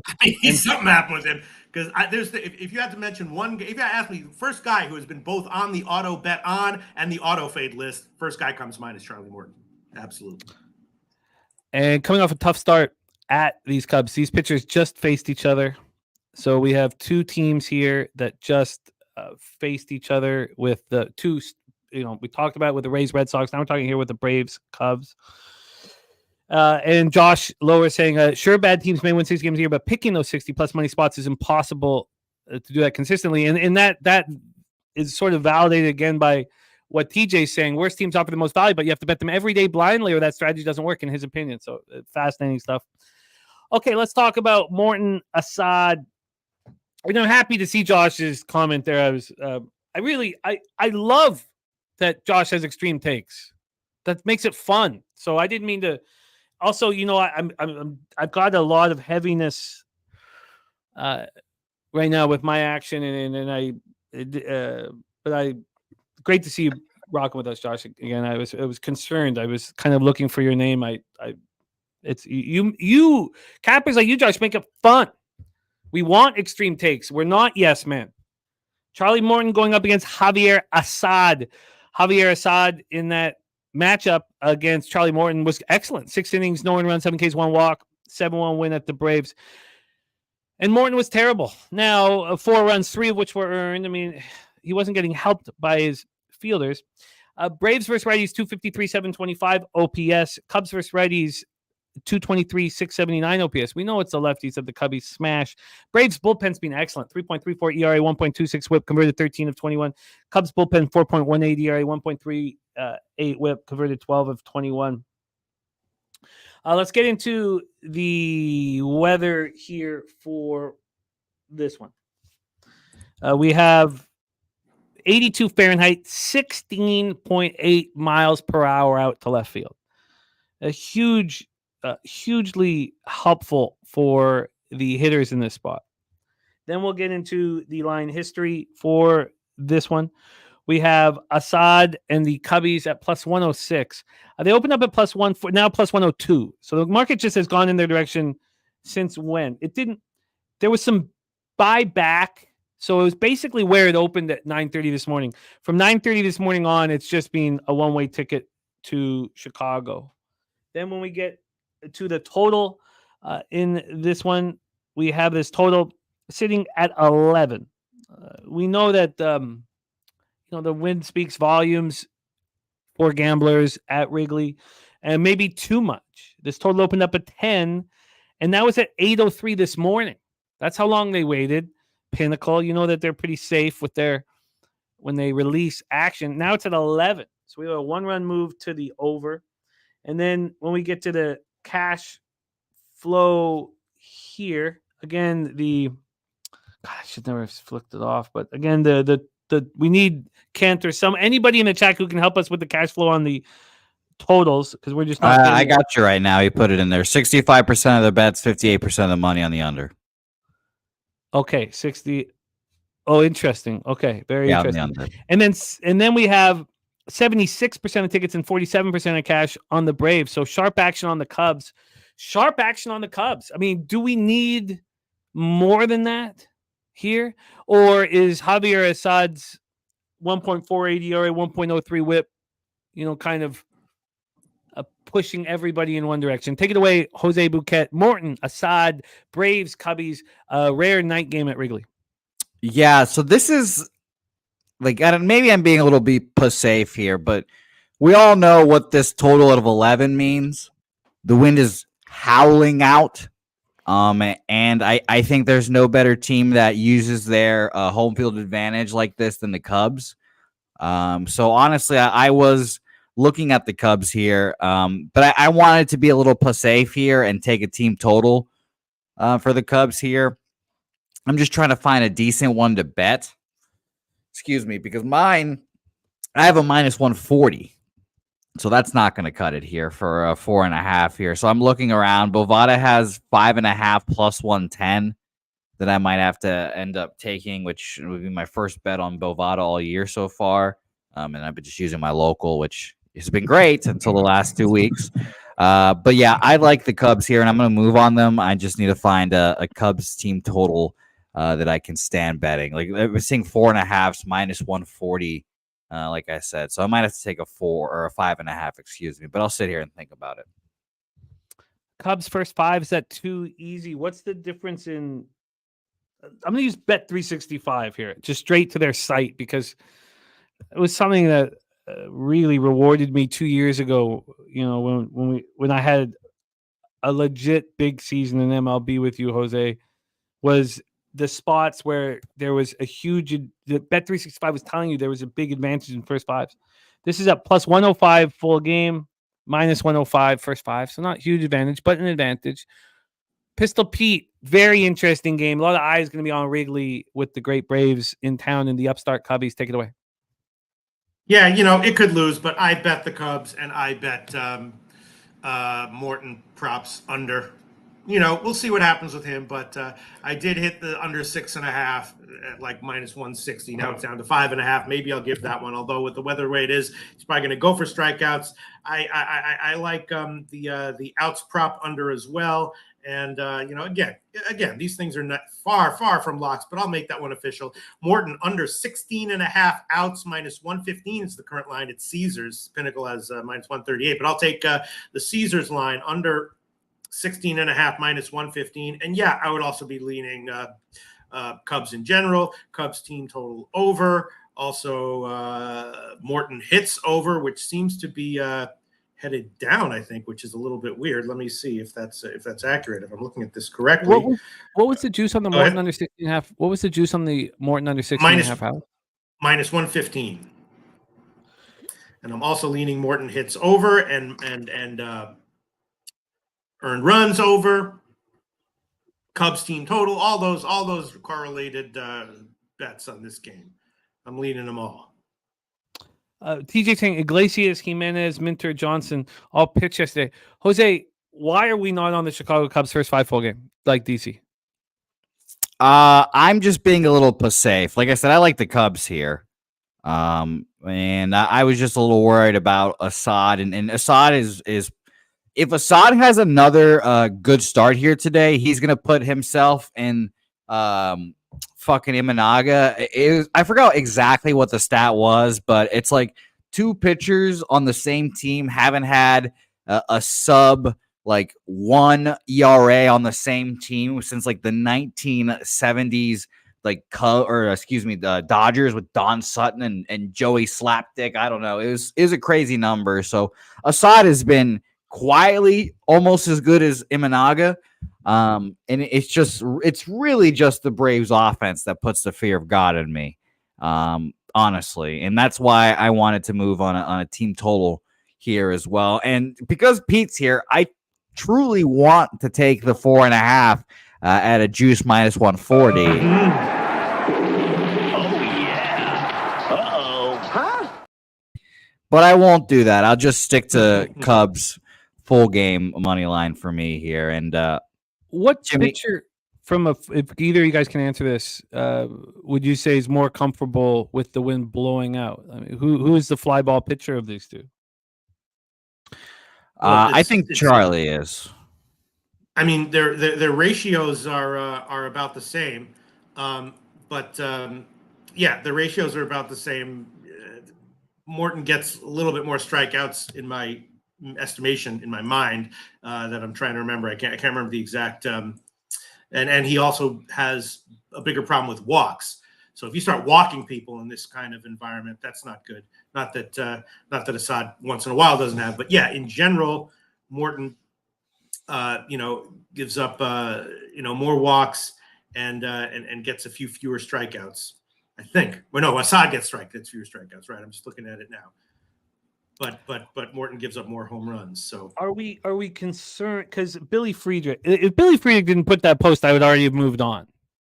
But Billy Friedrich says, "Fade old man Morton at your own risk. He's going to shut the Cubs down." That's the only reason why we haven't moved on from this, because Billy's a hell of a capper, and I respect his take.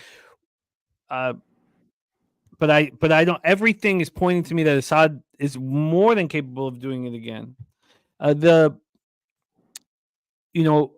we have concern about how? I mean, splits? Is it splits for Morton? I mean, he's been good on the road. I mean, on the road he's been. I mean, only 24 innings, but 3.33 ERA. Opponents hitting 209 against them.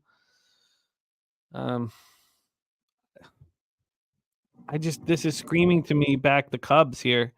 I'm going to be on Cubs first 5 in full game with you. Their first 5 line movement convinced me eventually. I have it opening up at minus 123 for the Atlanta Braves first 5, and Bet Online still holding a minus 115 for them here. And our friends at Bet Online, Bovada here, opened up minus 125, now minus 120. So there's some sense movement towards the Cubs here. It's just obviously the wind is going to be the biggest factor here. And we're going against the team that's one of the best, if not the best, home run hitting team in the last 4 years with the Braves. Their lineup 1 through 9 can just smash, but I'm hoping to God that the Cubs can use their fucking offense and use their ballpark to their advantage here. Okay, I'm with you. And the bullpen obviously being taxed for the Braves is a big factor here as well. I forgot who mentioned it, but Joe Jimenez, as they call him down in the South, 26 pitches yesterday. I'd be shocked if he goes. Pierce Johnson threw 20 yesterday. Jesse Chavez threw 19 on Sunday, but didn't throw yesterday, so maybe we'll see him, and he stinks. Rafael Iglesias threw 13 yesterday, so he'll throw. Minter threw 12. He'll throw. So it'll be very interesting to see who we get here. But like I said, I'd rather have our relievers on the first day of the back-to-back and not the second. Let's roll on. All right, sorry, and Jim, I'll throw out, because it's plus money now, I'll take Morton under 5.5 strikeouts at plus 115. That's current line at Pinnacle. 6.5 favorite before, but I'll take the under 5.5 strikeouts for Morton plus 115, and I might throw on a Cubs team total or Morton over 2.5 earned runs as well. We'll see. Okay, that's a big game, man. All of a sudden, big game. Actually, you know what? I'll throw on the Morton over 2.5 earned runs as well. I'll shop around and get a line. And so it's not going to be a big line. I'm seeing. Go ahead. So Morton under 16.5 outs, under 5.5 Ks, and under 4.5 earned runs. No, over 2.5 earned runs. I'd love to hear the juice on that, Pete. It doesn't sound over 2.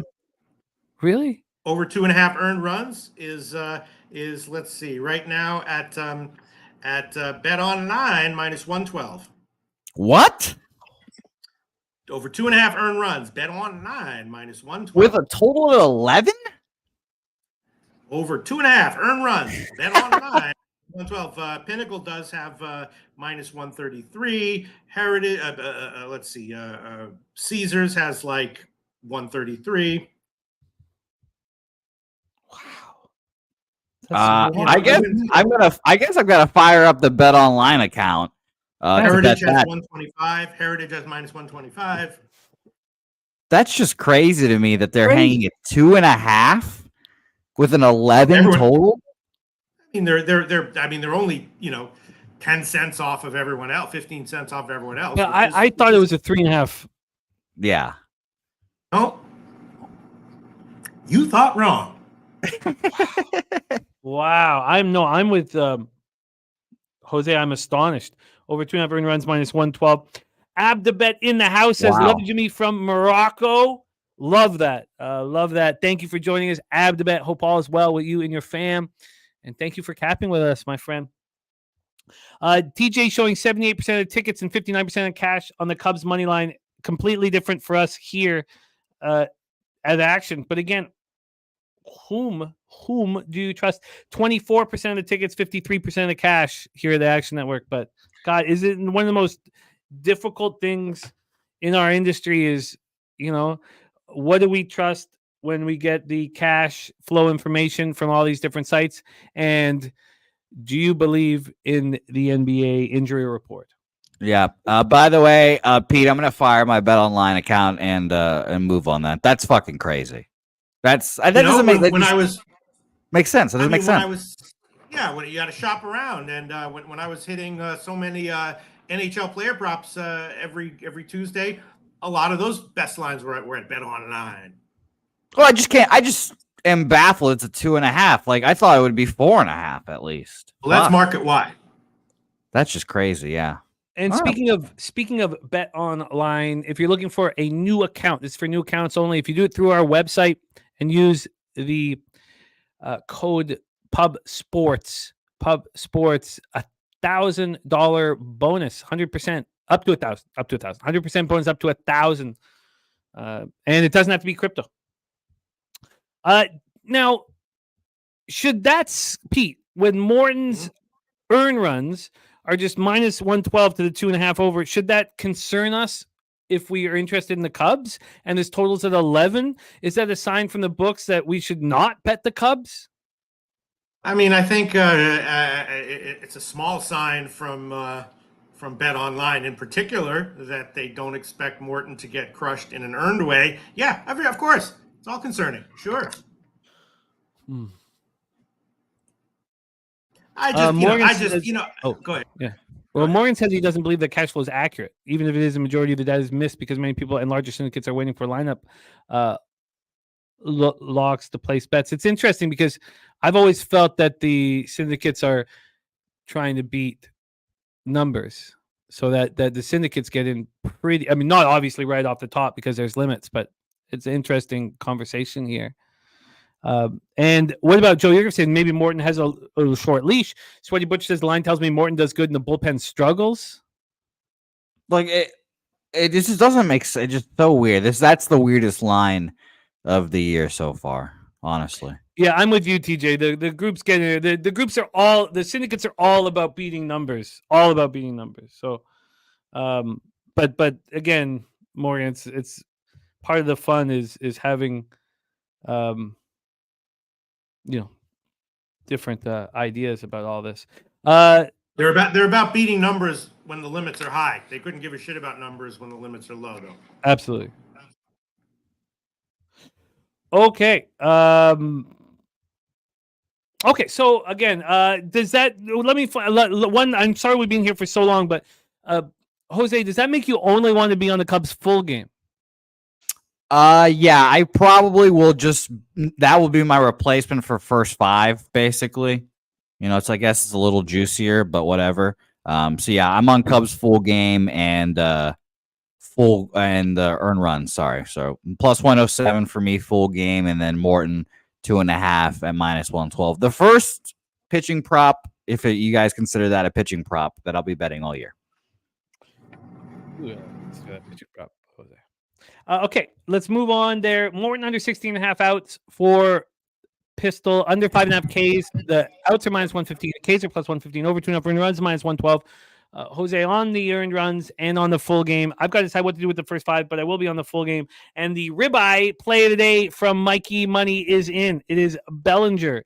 Bellinger ribby at plus 145.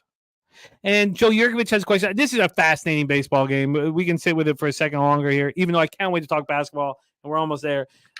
Joe says, Pete, would you rather have obviously you've made your decision, but as to why, the over 2.5 earned runs for Morton over the Cubs' first 5 team total over 2.5?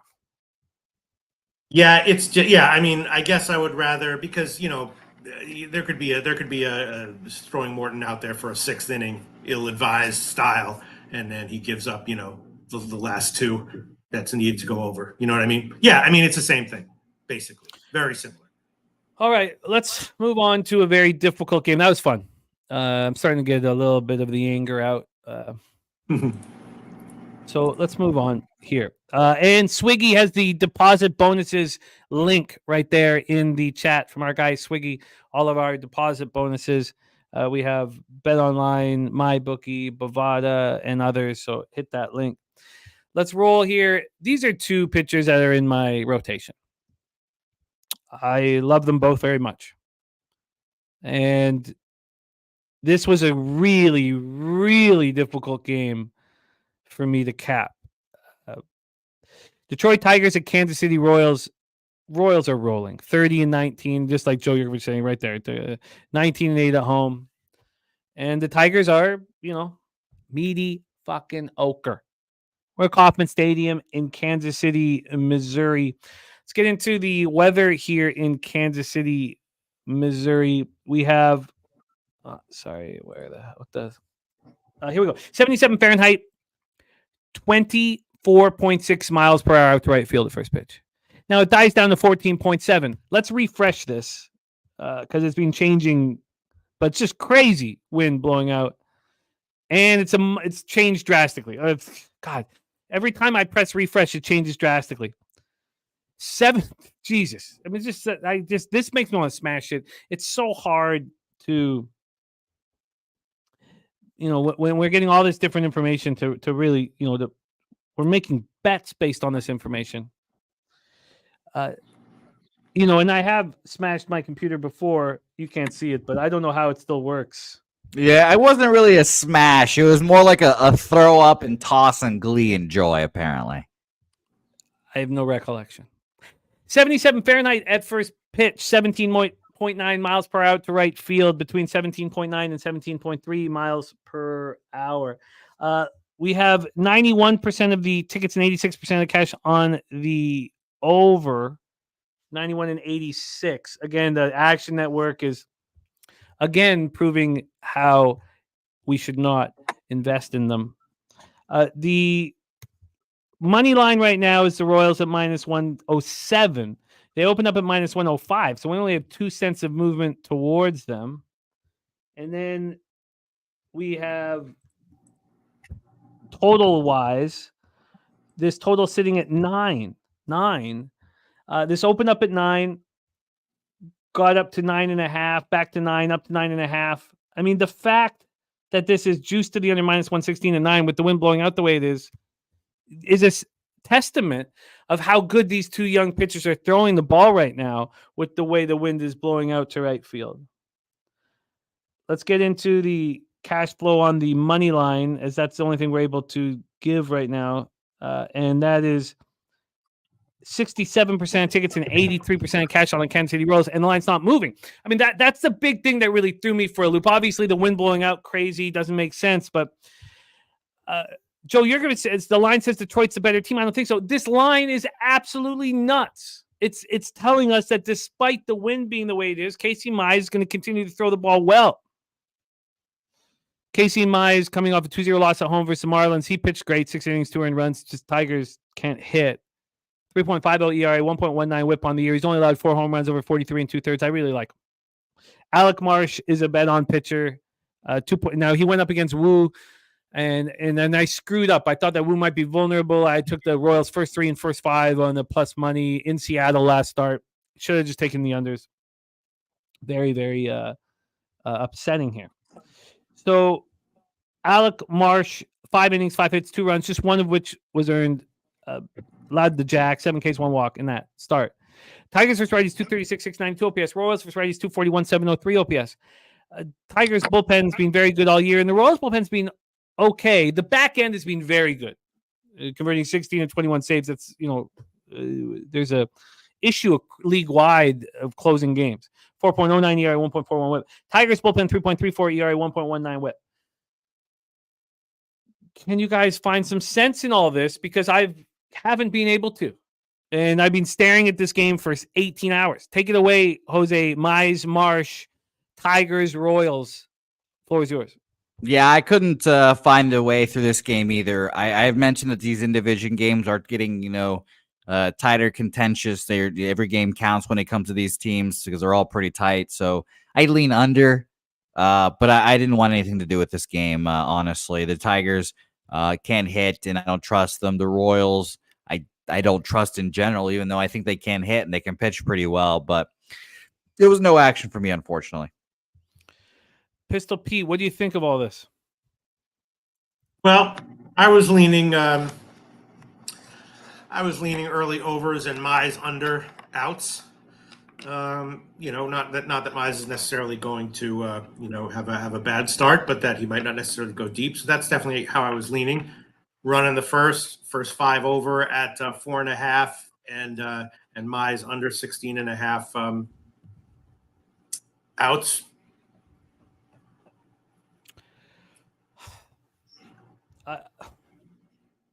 I don't know what to do, and I guess I'm going to have to stay off. I mean, that's just the only way I can figure this. I like these pitchers a lot. I think the market's respecting them enormously with the way the wind is blowing out. Gifted Cartel says Detroit doesn't give pitchers support. Mine's going to get lit up. Royals are good versus righties, and they're like 10 games over 500. Yeah, but I mean, the books don't give you anything for free. I mean, it just doesn't make sense. Yeah. I'm going to make that official. I'll make Mize under 16.5 outs an official play. I'm seeing minus 125 at most places. I'll see if I can find a little bit better somewhere, but I'll take that one. Mize under 16.5 outs. And Justin McKelvey just tailed the ribeye play of the day. And for those of you who missed it, the ribeye play of the day right here is Jesus. Bellinger. Yeah, Cody Bellinger, but I have it. I should have it in my plus 145. Okay. Oh yeah, sorry, right there. Mikey Money ribeye play day. Cody Bellinger plus 145. Okay, Jarek White on Detroit money line. Yeah, the market's telling us that Detroit money line is live, is right. But I find it. I'm just gonna move past it. Okay, we get to the lone bet that I've made today. 7:45 p.m. Eastern. Baltimore Orioles at St. Louis Cardinals. I moved on the first 5 over 4.5. I got that at minus 122. It was expensive. It was minus 122. Pinnacle is minus 125 at 365. I couldn't understand why it wasn't a 5, and I moved on it. We're at Busch Stadium in St. Louis, Missouri. Let's get started with the weather here in St. Louis. 86 Fahrenheit, 18.8 miles per hour out to left. Now, it is changing as well. This was like right to the left field pole before. Now it's kind of moving, inching towards center, but it's still just out to left field.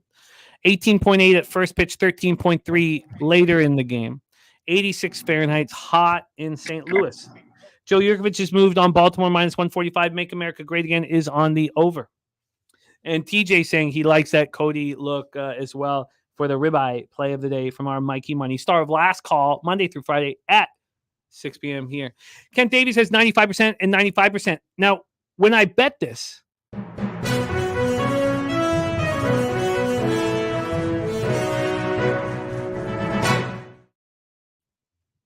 Hockey news. The Lightning have reacquired Ryan McDonough from the Panthers along with a 4th-round pick, and the Tampa Bay Lightning are sending a 2nd and 25 and a 4th. You mean the Predators? Yes, sorry, the Predators. Yes. Okay, sorry. Can you hit me with that again? Ryan McDonough, from the Predators, Jesus, to the Lightning for and a 4th round pick for a 2nd and a 7th, basically. I love it. I think it's a great. I think you want these. McDonough's. You don't want him playing 23 minutes a game. The Predators are playing him way too much. But heart and soul, character guy. I love it. It's a great pickup for the Lightning, and I'm really interested to see what they do with Stamkos. And I still believe in the hockey team, and that could just be a vividness bias. Great. That was great. Thank you. Very, very interesting stuff, Jose. Okay, back to the spot that I'm on the over. We have cappers coming in on the Orioles. DC Capper on the Orioles and Joe Yurkovich on the Orioles. And that's what we're saying. Kent Davis has 95 and 95 to the over. It was 87 and 87 to the over. Usually something that I don't want to be involved in. And if I look now and the line's not moving towards the over, I'm going to be very, very concerned. We have Bradish versus Big Tits Lynn. We have Bradish at minus 146. Opening up minus 141. Now, this did get up to minus 152. It's curious that there's only a 5-cent move towards the Baltimore Orioles. I found that curious. Does that mean that Big Tit's going to fire? Possibly. Or Bradish is susceptible. We'll have to hear from our guys, Jose and Pistol Pete. This total is at 9, and it is juiced to the under. Opened up at 8.5, got up to 9, and now it's a pick 'em at 9. That's great. Okay, that's great. Happy to see that. Let's see the first 5. Now that's it. It was, I forget exactly what it was because I was so locked in on the 5. But let's see what the first 5 is. The first 5 I think is right where it was. Yeah, because it kind of dropped back to 5. So let me just see what 365, because 365 had it minus 125, and I would like to see where it is right now so I can have some confidence. Tell me it's a 5. It's a 5 at plus money, which means if I wanted to get the 4.5. Now on that first 5, tell me it's like minus 140, please. It is at minus 135. Okay. I can work with all this. I can be comfortable with all this. Okay. Bradish against Lance Lynn. Bradish coming off, a 4-inning start. He's only 13 2/3 into the season. He's not throwing too many innings. Bradish, a 2.63 ERA, 1.32 whip. He's been quite good this year. That was 4 innings, 2 earned runs against the Jays. And Lance Lynn, 4.17 ERA, 1.48 whip. It's hot in St. Louis. And, those titties, they sweat. He deals with that. Swampy titties. 5 innings, 8 hits, 4 earned runs, 1 homer, 5 Ks, 2 walks, 7-2 loss at the Angels. Neither of these teams are hitting righties. And both these bullpens are really good. So it just wasn't a slam dunk spot. Orioles versus righties, 227, 699 OPS. Cards versus righties, 244, 698 OPS. Orioles bullpen, 3.36 ERA, 1.15 whip, converting 14 and 24. Cards bullpen, 4.03 ERA, 1.25 whip, converting 15 of 25. Joe Yurkovich says Bradish trending up. Kent Davis says Rivers has the first 5 over 4.5 minus 122. That's what I got it at Pinnacle. So that makes me a little uncomfortable. Take it away, Jose Bouquet. Justin McKelvey says he's going to parlay Orioles money line, Orioles team total over. And take it away here, Mr. Bouquet. Floor is yours, Orioles, Cardinals.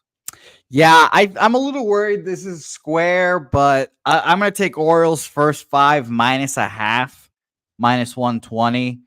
Maybe it's a little easy. I don't know. But the Orioles obviously lose yesterday. I like the backing the Orioles after a loss.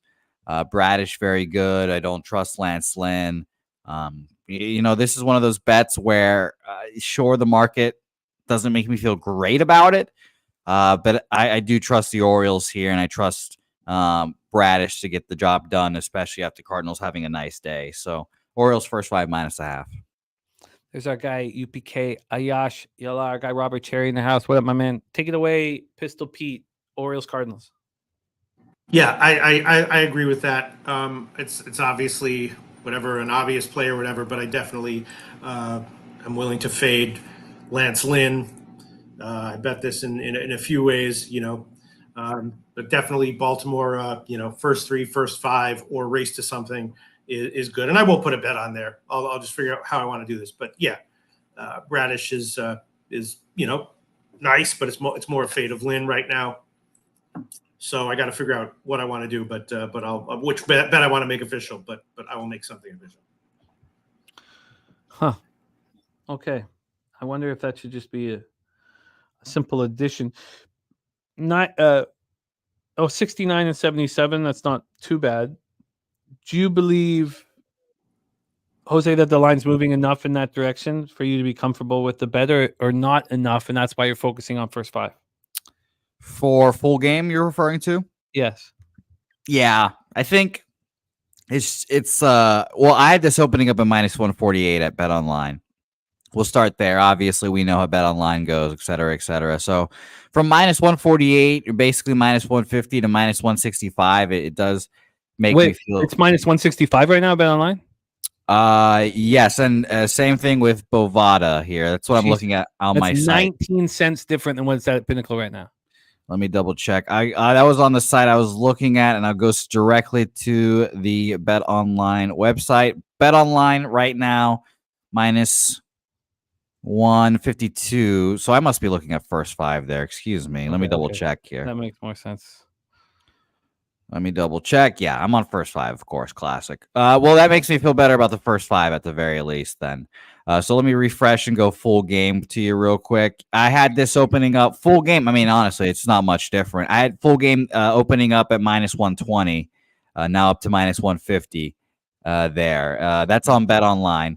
And Bovada opened this -147 up to -154. So, yeah, I always think Bovada or Bet Online's moves are interesting because they open it up super early and then just let it go up. With So yeah, all the limits, that's crazy. Yeah, open up -120. I mean, 10 minutes later, -125, then -135. I mean, Pinnacle didn't open this up till 6 p.m. That's nuts to be open. I mean, it's not like you're going to be able to get $1,000 bet in at that price, but that is absolutely astonishing. My dude says, love the Cardinals today. Cardinals bats have come alive as of at home. Cardinals last 9 games hitting .266, .349 on base, 79 OPS. Orioles can't hit righties for shit right now, Jimmy, as of late. Love the Cardinals and love the Cardinals yesterday. Gifty Cartel also likes the Cardinals as well. His play of the day. Really? Wow. Yeah, I'll stick on first 5, and I hope you guys that are betting Cardinals full game cash. Let's split this. I'm just going to stick with the first 5 over. I agree. At -120, that's ridiculous. At -150, I don't know if there's an edge. Okay, so I'm going to stick with this. So, sorry, God, why did I delete that? But that was Jose Orioles. First 5 minus a half. Yeah, -120. Okay. Yeah. And Pete, anything official for you, my man? I guess I'll hold off for now. Watching and looking and thinking here. And Perky loving the big tits lane. Look, big tits was part of my rotation years ago, and when he got traded to the Yankees, good God, those tits look good in pinstripes. When he got traded to the Dodgers, they looked terrific. They did not look great in blue. They did not look great in blue. It's because the nipples bleed. Yeah. Let's move on. 8:10 p.m. Eastern. We have the Los Angeles Angels 19 and 29, 13-13 on the road. Houston Astros 21-27, 13-14 at home. We're at Minute Maid Park in Houston, Texas. Here we go again. Another part of my rotation. Look, it's been a bad year, but Griffin Canning's been making me money. That terrible start was not a reflection of who he is. And I want Griffin Canning here so badly, but I think I would have to stick to the first 3 innings. So, and I wanted to hear you guys, talk about Christian Javier and all this because he's coming off a great start at home, 6 innings, 8 Ks, 1 walk. But I could get the first 3 plus a half. But I was afraid to bet this. So I wanted to hear what you guys have to say about this spot. Canning coming off a great start again. That was at home. So here we go. Angels 237, 690 versus righties. Astros 261, 741. I'm not going to be using full season stats in a minute. Maybe I'll stop tomorrow. I know it's warming up and things are changing. But I still prefer a sample size, and I know everyone does that differently. Angels bullpen 4.94 ERA, 1.32 WHIP, have converted 10 of 17. Astros bullpen 3.94 ERA, 1.31 WHIP, have converted 8 of 17. Christian Javier and Astros -1.5 for Perky. Mikey Money says divisional dogs longer than plus 155 are 0-17 straight up, 3-17 in the run line if they and their starter won the previous meeting or lost by 1 run, losing the spot by almost 5 runs a game. Kent Davis says, I don't know, Jimmy. I felt the Astros might score 15 runs today. Maybe that's a square look. But Robert Cherry, UPK, Yala looking at Astros money line and Javier under 5.5 Ks. Those non-correlated parlays pay out huge. So let's roll. Line history here in this one. Go back to I moved over to Bet Online. Here we got Pinnacle Astros at minus 183. They opened up at minus 200. I mean, if that's not screaming at you that Canning is live, now let's hear the total. Maybe the total here. So there's no doubt in my mind I'm going to be on Canning in some form. I think. I shouldn't say no doubt in my mind that I think. I want to hear what you guys have to say. That's what I mean. But I expect to be on them. This total opened up at 4.5, and it moved to 5 a couple times. It's not a real 5. It's plus 106 to the over. Let's go over to the full game total here. Oh, God, I got to refresh. It's so stupid. Here we go. The full game total over at Pinnacle is sitting at 9. It's minus 108 to the under. This opened up at 8.5, and it didn't move to 9 until 10:39 this morning. And then when we get to the cash flow here, we have 96% of the tickets and 98% cash on the over. I think they're fixed. I think it's being fixed, actually, the totals now. That's hard to tell. I'll refresh it. And then on the money line, you have 86% of tickets and 81% cash on the Astros. So here we go. Take it away, Mr. Bouquet. Angels Astros. Yeah, I was pissed off last night because Cash Cow was on the Astros. I obviously took minus 1.5, and they fucking give up 7 runs in 1 inning and just shit all over themselves. Maybe I'm just annoyed with the Astros, but I'll continue being bullish, and I don't think the Astros are a good ball club this year. So I'm off this game. I don't believe in the Astros. I don't believe the people making the decisions. I don't believe in their bullpen. Sure, they've got a great lineup. We'll see how the starting pitching does for the rest of the year, but I'm off this game. I lean Angels, if anything, but yeah, nothing for me. Pistol Pete, take it away. Yeah, definitely a pass as well. I mean, it's very hard for me to get a read right now on what to expect from Javier and Canning as well. He's still a fly ball pitcher who doesn't get a ton of Ks, but he's been better his last few starts, and I agree that Houston is in general a team I would want to fade, especially as a big favorite like this. So I'll say real quick for those people that, BJ just mentioned Valdez blowing that as well. I saw in an article yesterday that Valdez and Yanir Diaz, they went off their game plan in that inning. Like they had their full game plan set off, and then for Framber, for whatever reason, just got off the game plan, just kept shaking Yanir Diaz, and then of course 7 run later they fucking lose the game. So very interesting note there, and I expect Framber to be fine next start, but just make that note that I guess the reason he gave up all those runs because he got off his game plan.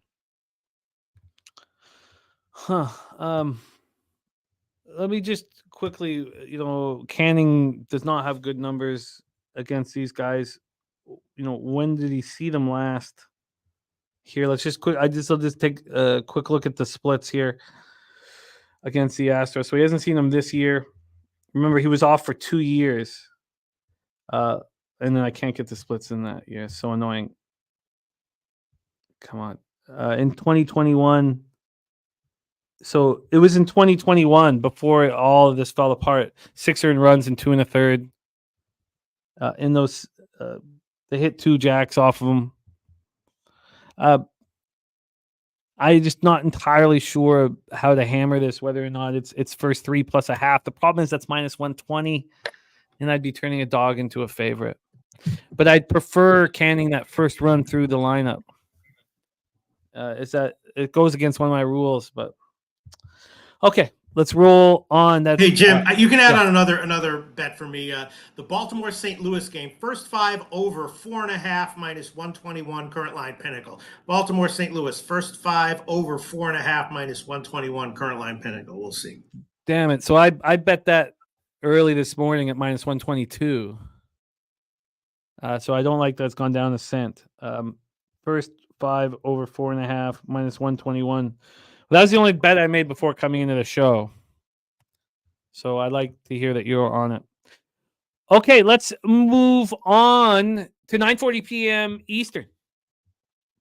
Colorado Rockies and Oakland Athletics. And we have a family friend of our Nut Plush Allen, Mr. Aaron Brooks, who at 34 years of age is trying with everything that he can to get a major league paycheck. And he sure was excellent in that first start. 7 innings, 7 hits, 3 earned runs, 5 Ks, 1 walk, and a 3-0 loss at the Astros. He was excellent. Cal Quantrill has been so good this year. We talked about it. We talked about it before that last start at Padres. This is the best I've ever seen him pitch. He went 6 innings, 6 hits, 1 earned run, 5 Ks, 3 walks. We know that the A's are in the throes of an 8-game losing streak. We don't talk really about what happened yesterday. I don't find it important here. And Kent Davies says 97% tickets, 97% cash on the over, and Sancho saying the under. This is very interesting. I really like these two pitchers. Neither team hits righties. Rockies 246, 690. A's 225, 683. Rockies bullpen 4.78 ERA, 1.59 whip, converted 8 of 11. Benjamin Mills saying athletics off of a long trip. And A's bullpen's been quite good this year. It's their sticks that have stopped working. Let's get into the weather in Oakland. 68 Fahrenheit at first pitch, 8.6 miles per hour to right. Warmer than usual. Let's get into the line history here in this one. We have it's sitting at minus 131 for the A's. They opened up at minus 124. So we've had 7 cents of movement towards the A's, who are in the throes of this 8-game losing streak. Mikey Money says fade Oakland first game of a series is 31-11 the last 42. Rant says terrible game. I love this shit. I love this shit. You want a terrible game? I don't know. I love this shit. Okay, let's get into the total in this one. We have it over 7.5 minus 112. There's been a 2-cent move to the over. 2-cent move to the over, and all of this money is on the over. Let's take a look at the cash flow then in this one. We have 97% of the tickets and 97% of cash on the over. You have 20% of tickets and 69% of cash on the Colorado Rockies, and yet this line's moving towards the Oakland Athletics. How are we not moving on unders in this one? Is the line too low at 7.5, or is that telling? My bookie has this at an 8, but they opened it at an 8 and then moved it to a 7.5. But it wasn't a real 7.5. It was heavily juiced to the over at 7.5, heavily juiced, and now it's back at an 8, but it's heavily juiced to the under. Take it away, Jose. Aaron Brooks is pitching for his family and his life, and he shoved last start. And this is a weak Rockies lineup. Cal Quantrill is pitching better than I've ever seen him pitch. Port Dopes, Cal Quantrill. Take it away, Jose. Rockies ace. Kent, oh my God, Kent just slandering the man right now. Kent, this is our friend, and you're just gonna call him an MLB washout? God damn, Kent, he's right here on the bump. There's no washout yet. I'm not backing him here though. I don't want anything to do with this game. I lean under probably, but it feels like Port Dope might let us down here today. So no action for me. I hope that Nutflush and him catch some big fish soon after this victory for him. But yeah, no action for me. I don't trust him, unfortunately. Kent Davies, a high school washout. Nothing wrong with Kent Davies, right? Nothing wrong with our guy Kent Davies. That's fine. Pistol Pete Loshak. Am I romanticizing both of these pitchers too much? Both of them? No, I think Quantrill is, again, it's obviously if I'm buying Quantrill, I'm buying high, which you don't necessarily love to do, but I think I'm gonna do it anyway. I'll start with under 2.5 earned runs from Quantrill, minus 116. That's at Heritage, and he has been, he's been getting a lot of grounders recently, which is nice. So maybe, if he gives up runs, maybe some of them will be unearned. But under 2.5 earned runs, minus 116, current line Heritage. And I'm also leaning the over outs props for him just to go, 6 innings again. Aaron Brooks, it's an interesting story. I don't really want to touch it one way or the other, but definitely willing to bet on Quantrill having a nice start again. The Oakland first 5 team total under and the full game team total under are interesting as well. God, I want to believe in Aaron Brooks so badly. I hate this. I hate when the The emotions get into this. Not flush. Let us know what you think. Let me ask you this: the total is 7.5, and the first five's 4.5. That's weird. We haven't seen much of that recently. No. Yeah. I'd lean under, but like I said, I've been getting murdered with those, unders recently, so it's been tough for me. Okay. What I was close to making a bet on this game was the team total for Oakland, but yeah, I did make it, obviously. Okay, Jim, I will take the Quantrill over outs as well. I'll take the Heritage line, 16.5 minus 139. Quantrill over 16.5 outs minus 139. Current line Heritage. Do you have Pinnacle open right now, Peter? Me personally, Pinnacle always open. What's the first five total at Pinnacle? First five total? Yeah. You can get under or over? Under. 4 plus 104, or 4.5 minus 127, or 5 minus 169. God, what a deal this is, then. I got to get this. I got to bet this right now. 4.5 minus 120. Okay, I'm going to be on the first five under here. I'm going to believe in Aaron Brooks. And, look, I don't need to get into it. Okay, Cal Quantrill, Aaron Brooks. I mean, these guys are doing everything they can to have a career. And I'll put my money on them. Let's move on. Final game on the board here until we get into NBA. We have Diamondbacks, Dodgers. Brandon Pfaadt versus Gavin Stone. We're at Dodger Stadium, Chavez Ravine in Los Angeles, California. Let's get into the weather here in LA. 62 Fahrenheit, 8.4 miles per hour to right field. It's cool. It's one of those rare situations where it's warmer in Oakland than it is in Los Angeles. So it's cool, even though it's warm everywhere else. 8.4 miles per hour to right field, dies down to 6.4 miles per hour. Let's get into the line history here. This total is at 8.5 minus 106 to the under. It opened up at 9, dropped 8.5. So we have a half run move to the under. And then on the money line, on the money line, we have this sitting with the Dodgers at minus 158. They opened up -1, now minus 154. There was an 8-cent move towards the Diamondbacks 9 minutes ago at Pinnacle. Let's get into the cash flow then. Can you give me total information? There, 97% of tickets, 89% cash to the over. Coin shutting out the Central Arkansas alum Gavin Stone. And 97% of tickets, 89% cash on the over. On the money line, 93% of the tickets, 98% of the cash on the Dodgers. 98% of the cash on the Dodgers, and we have a move to the Arizona Diamondbacks. Pfaadt coming off a great start, 2-1 win at home versus the Reds, 7 innings, 1 earned run, solo shot, 9 Ks, 2 walks. Gavin Stone coming off a great start at the Giants, 6 innings, 5 hits, 1 earned run, 2 Ks, 3 walks. Diamondbacks hitting 224, 655 OPS versus righties, horrible. Dodgers rake righties, 255, 771 OPS.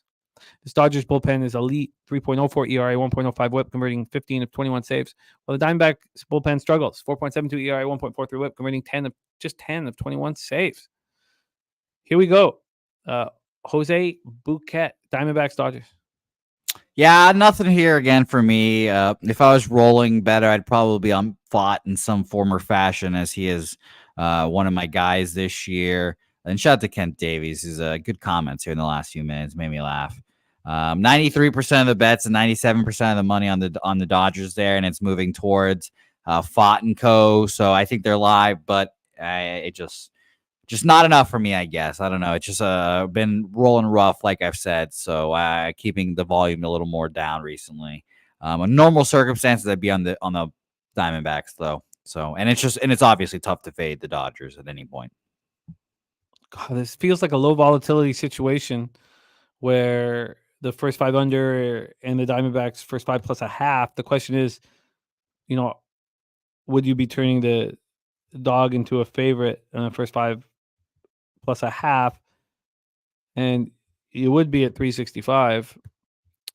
Take it away. Why are you not, just before we go to Pete, why are you not interested in the under? Another just don't believing in Gavin Stone and thinking that the Padres offense can get to Fott. You know, The Dodgers offense. yeah. Excuse me. Pistol Pete, take it away. Dodgers, Diamondbacks final game on the board before we get into NBA. Yeah, this is going to be a pass for me.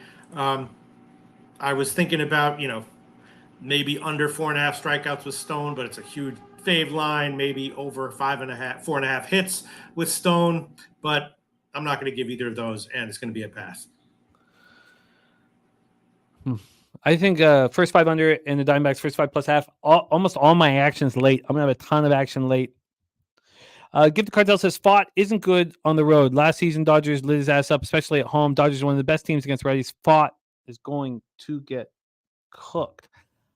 I find it difficult to, really kind of label. Now, you guys know that Fott was in my rotation last year. He was getting lit up all regular season. Jose can attest. I stuck by him, and then he was spectacular in the playoffs. I just find it difficult to say, Dodgers are going to smash him. This is a young pitcher getting better, in my estimation, by the start. And we've seen it consistently. Do you agree with the statement there, Jose, that, Fott isn't good on the road? It's tough to say that after, 30 starts maybe. I wouldn't say that he's worse on the road, forever. You can't label him like that forever. Last year, home road splits from this year real quick. A 3.77 home ERA, a 4.7 road ERA. So but that's that first start, right? That's the start at Atlanta. That was his second start of the season. He had a great start at home against Colorado. He goes into Atlanta. They light him up. Yeah, he gets light up the next day as well. The next start at home against Seattle. Since then, he's not allowed more than 3 earned runs in the start. And then if we're going to focus on the road starts, at St. Louis, he gets 2 earned runs and 5 1/3. At Seattle, 2 earned runs over 6. At Baltimore, quality start, 3 earned runs over 6. Yeah, I just don't trust the Arizona Diamondbacks to score 3 runs against Gavin Stone, honestly. Okay, I hear what you guys are saying, and we'll see how this bangs out. As soon as we got to the Orioles Cardinals game, it's like so many of my pitchers going back to back to back to back. Joey Yurkovich says, "I say you can't fade the Dodgers right now." Okay. All right. Obviously, this is a very, very, very important day for Jose and I to succeed. So, we don't want to fucking hammer the board. Let's review all action here in MLB. We're going to go around the horn reviewing all action. So I'll go first. Jose will go second. And then Peter will go third. The only bet I made coming in was that first 5 over 4.5, the one that Pete added with. Pete's also on. That's that first 5 over of 4.5 with the Cardinals Orioles game. So the plan right now then is to move on the first 5 under in Brewers Marlins. And then I don't move much. I have some interest in Phillies -1. I'm going to take some time with that. Washington first 5 under is a ton of question marks. And now it looks like I have a huge card late, so I don't need to force anything there. And then I'm interested in the under that TJ's on, the under 8.5 in Boston Tampa, where if we can expect zigzag production from these pitchers who got lit up in their last start. And we remember we talked up that big start because Chris Well was dumped by the Rays and Littell was dumped by the Red Sox, and maybe they just cared too much. White Sox first 5 plus a half with Crochet Kikuchi I have some interest in. Cubs first 5 in full game. Maybe I just focus on the full game. And then that first 5 over I'm already on. And then Angels first 3 plus a half. Angels first 3 plus a half. The first 5 under in Colorado, Oakland. The first 5 under in Arizona, Los Angeles with the Diamondbacks first 5 plus a half. Take it away, Jose, your action on today's baseball card. Yeah, so my official action here, Yankees, Mariners, first 5 under 4, plus 104. Cubs full game, money line, plus 107. Charlie Morton over 2.5, earned runs, minus 112. Baltimore first 5, minus a half. -120. I have 3 leans, or I guess 4 leans that I'm tracking to see hopefully if I'm hitting leans that I can start feeling good about myself. I'll just give those out real quick. Nats to score first, +145. The Red Sox, I had the game over, but it was like an obvious play that, I had written down. Padres first full game money line, and Diamondbacks first 5 money line as well would be all leans for me here. And by the way, shout out to Mikey Money, the Lewis to my Clark. A WNBA play today, Washington Mystics +2.5. Mystics +2.5. Pistol Pete Loshak, who's having a great season thus far. Please review your action. Yeah, as always, I feel nervous about the entire card, but one way or another, it's been positive so far, so hopefully it happens again. Carrasco, under 17.5 outs, -147 Heritage. Mets Cleveland, running the first inning, yes, -129. Trevor Rogers, over 4.5 hits, -135 Heritage. Abbott, under 2.5 earned runs, +100 Caesars. That might have been a mistake, but all right. John Gray, under 5.5 strikeouts, -108 Caesars. That makes me very nervous, but hopefully if he gets crushed, probably other bets are better, but I took it. Corbin, under 3.5 strikeouts, -132. Bet online. That does not make me nervous. Corbin, over 5.5 hits, -156 Heritage. Criswell, over 3.5 strikeouts, -167. Bet online. Criswell, under 2.5 earned runs, -145 Caesars. Charlie Morton, I know Billy Friedrich thinks he's going to shove. I'm betting for him to not have a great start. Under 16.5 outs, -115 Caesars. Under 5.5 strikeouts, +115. And over 2.5 earned runs, -112. Bet online. Casey Mize, under 16.5 outs, -120 Heritage. I kind of like that because even if he has a good start, could easily be like a strong 5-inning start, and then he's out and cashes anyway. And of course, if he gets hit, he'll be out before then. I like that one, Jimmy the Bag. Mize, under 16.5 outs. Baltimore, St. Louis, first 5, over 4.5, -121. And I'm gonna buy high. You're supposed to buy low and sell high, but I'm gonna buy high on Quantrill, under 2.5 earned runs, -116 Heritage, and over 16.5 outs, -139 Heritage. And one last note on Brandon Pfaadt. Billy Friedrich being absolutely legitimate, talking about what Freeman and what Mookie did to Pfaadt when he came into the league last year in the regular season when he was getting lit up. And who is Brandon Pfaadt to you? Is he that average pitcher or this young pitcher who had a lot of potential that couldn't succeed?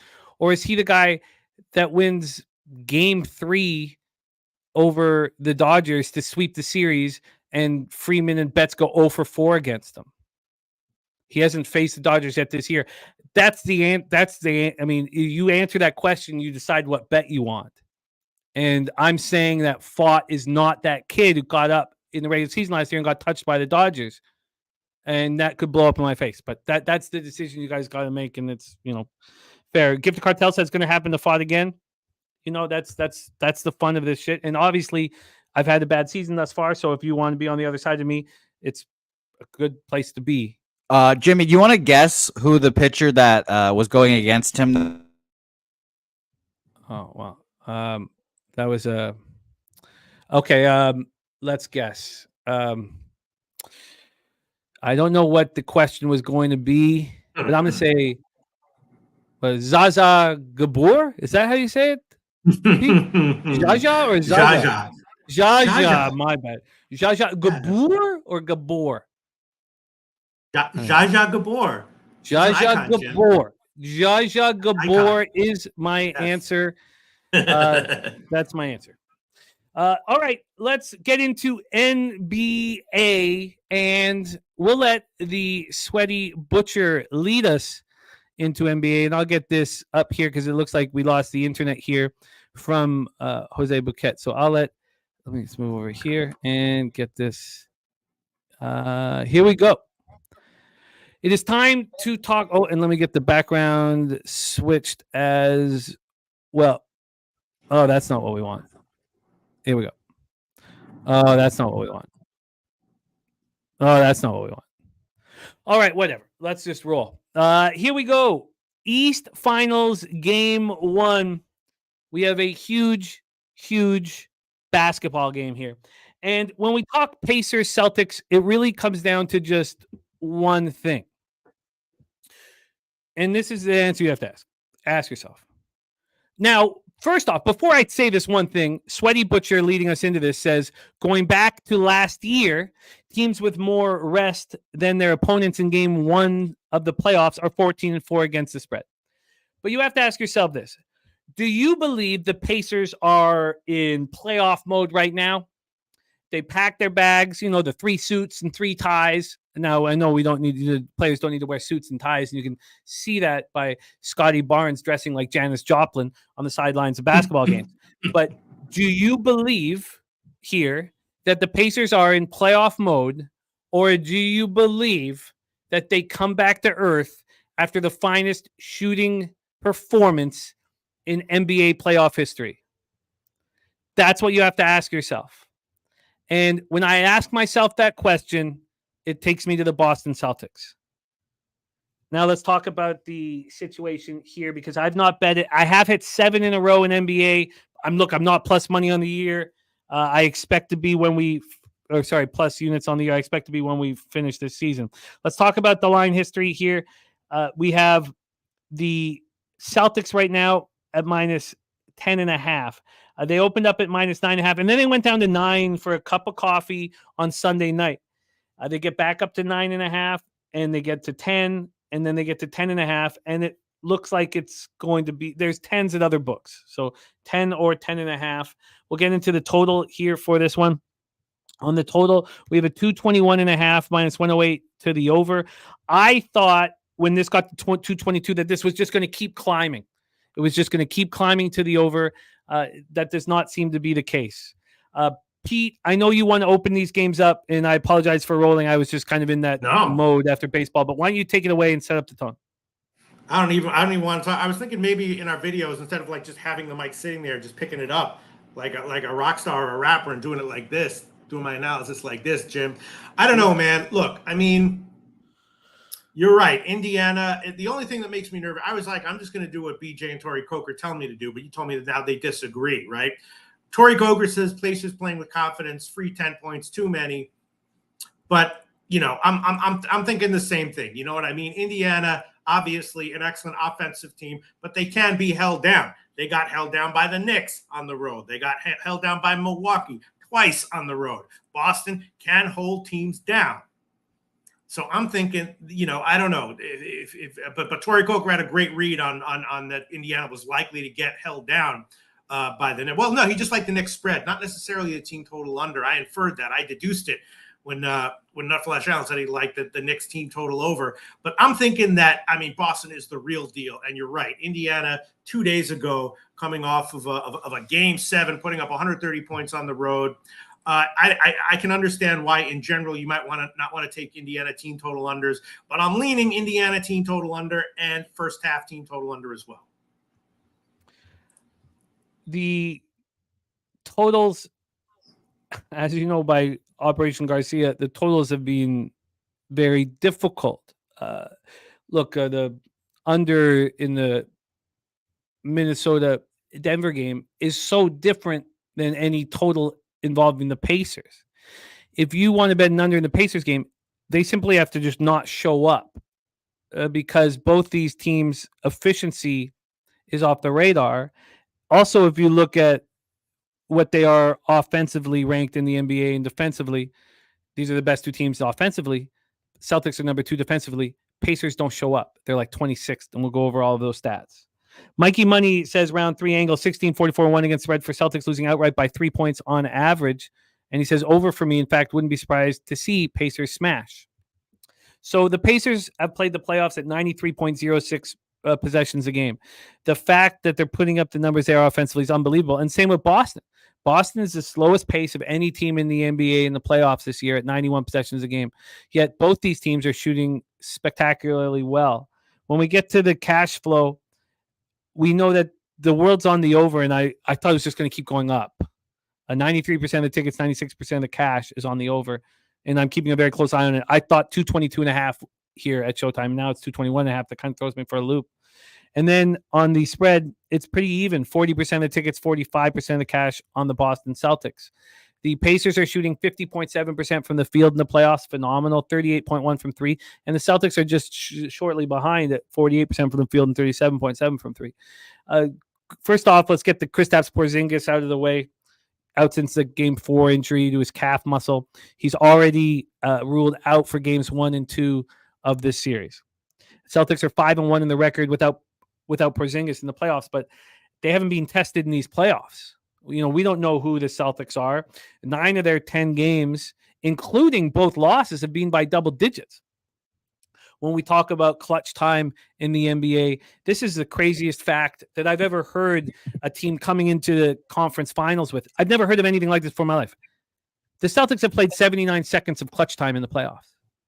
I mean, that's just, it's so tricky to really decipher who the Celtics are because we haven't seen them tested in clutch time within 5 points last 5 minutes of the fourth quarter. 79 seconds they played so far. I mean, that's just nuts.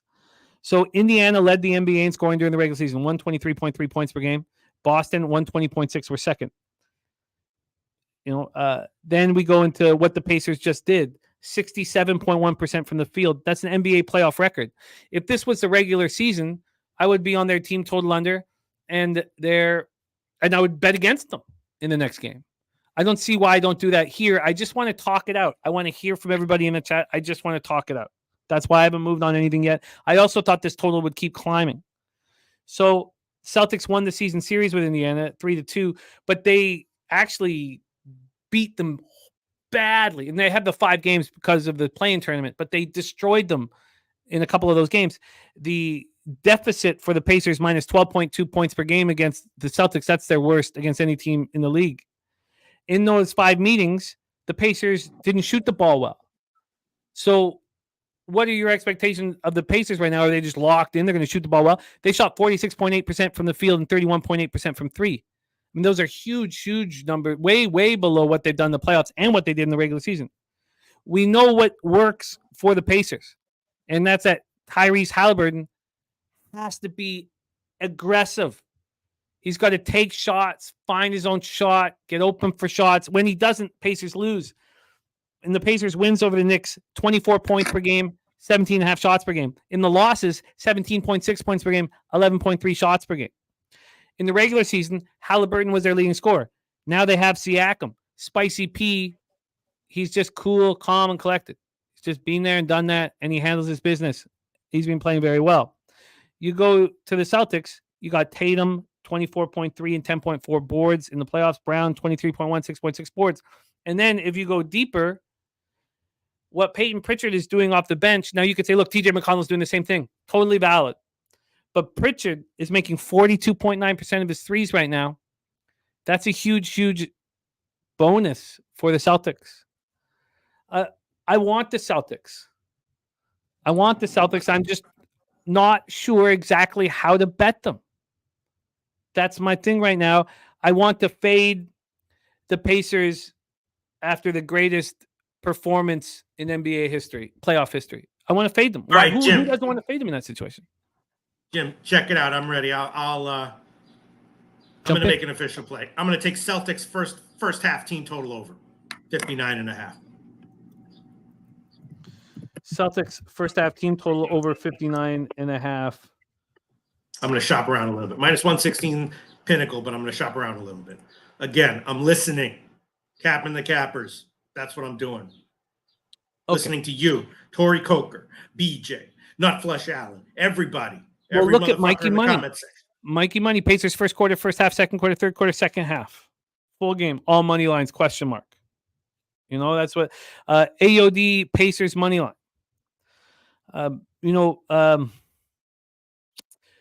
Polo this, Polo that, Obi Toppin 10 plus points at plus 160. Polo this, moving hard on that. And picks from Dave giving you a shout out, Mr. Loshak. Thank you. Shout out picks from Dave. Look how cool I look.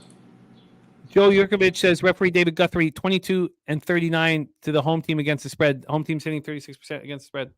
King Al says Pacers going to come out hot and then Boston catch up just a little rusty and take over. See, King Al, one thing that's been extremely interesting about these teams with the rest advantage is they don't come out rusty. and it's different than NHL. So, I still, after all of this, don't know exactly how to bet this.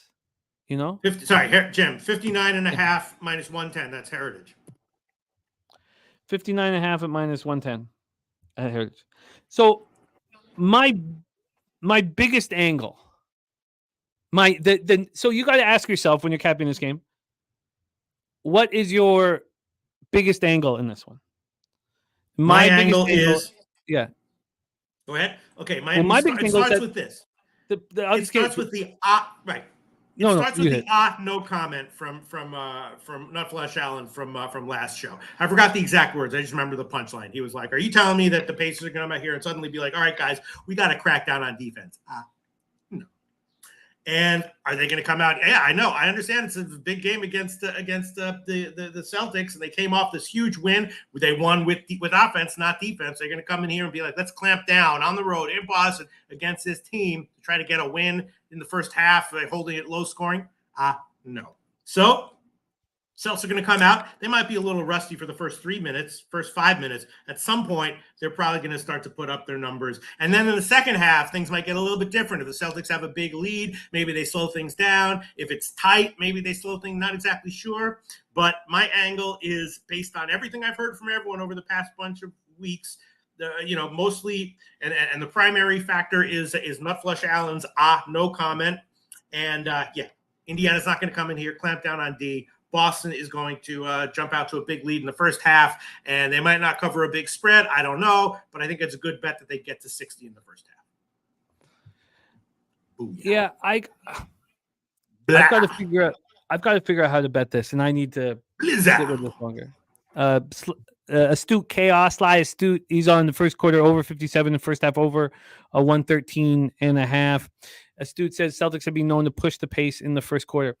I'm trying to figure out exactly how. I was leaning first quarter. Sorry, I was leaning first quarter over 29.5 as well, but I just took the first half. Leonard Porsche says the Cavs scored 34 points in the first quarter. Game 1, Celtics scored 40. I remember that well because I was on the Cavs plus 4.5 first quarter, and they put up 34 points, and I didn't cash it. Says I think even if the Pacers give them their best punch, the Celtics punch harder. One thing I was thinking about here, and Dave. Picks from Dave says last 9 years and 43 games NBA conference finals totals 216.5 or higher. 65.1% have gone under. One of the problems, and it's hurting Operation Garcia, are these Pacers because they put up 130 points against the Knicks, and their highest score was Halliburton at 26. They're doing it with teamwork, and it's hurting Operation Garcia badly. One thing about the way the Pacers played against the Knicks, it was very simple.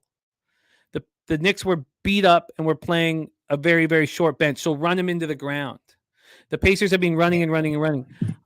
I wonder if the Celtics don't slow it down. They're playing the lowest amount of possessions of everybody in the playoffs. If they were to slow it way down, could that mess with the Pacers? Yeah, and at first I was thinking Pacers under first half 54 minus 115 current line at and look, anything's possible. You never really know.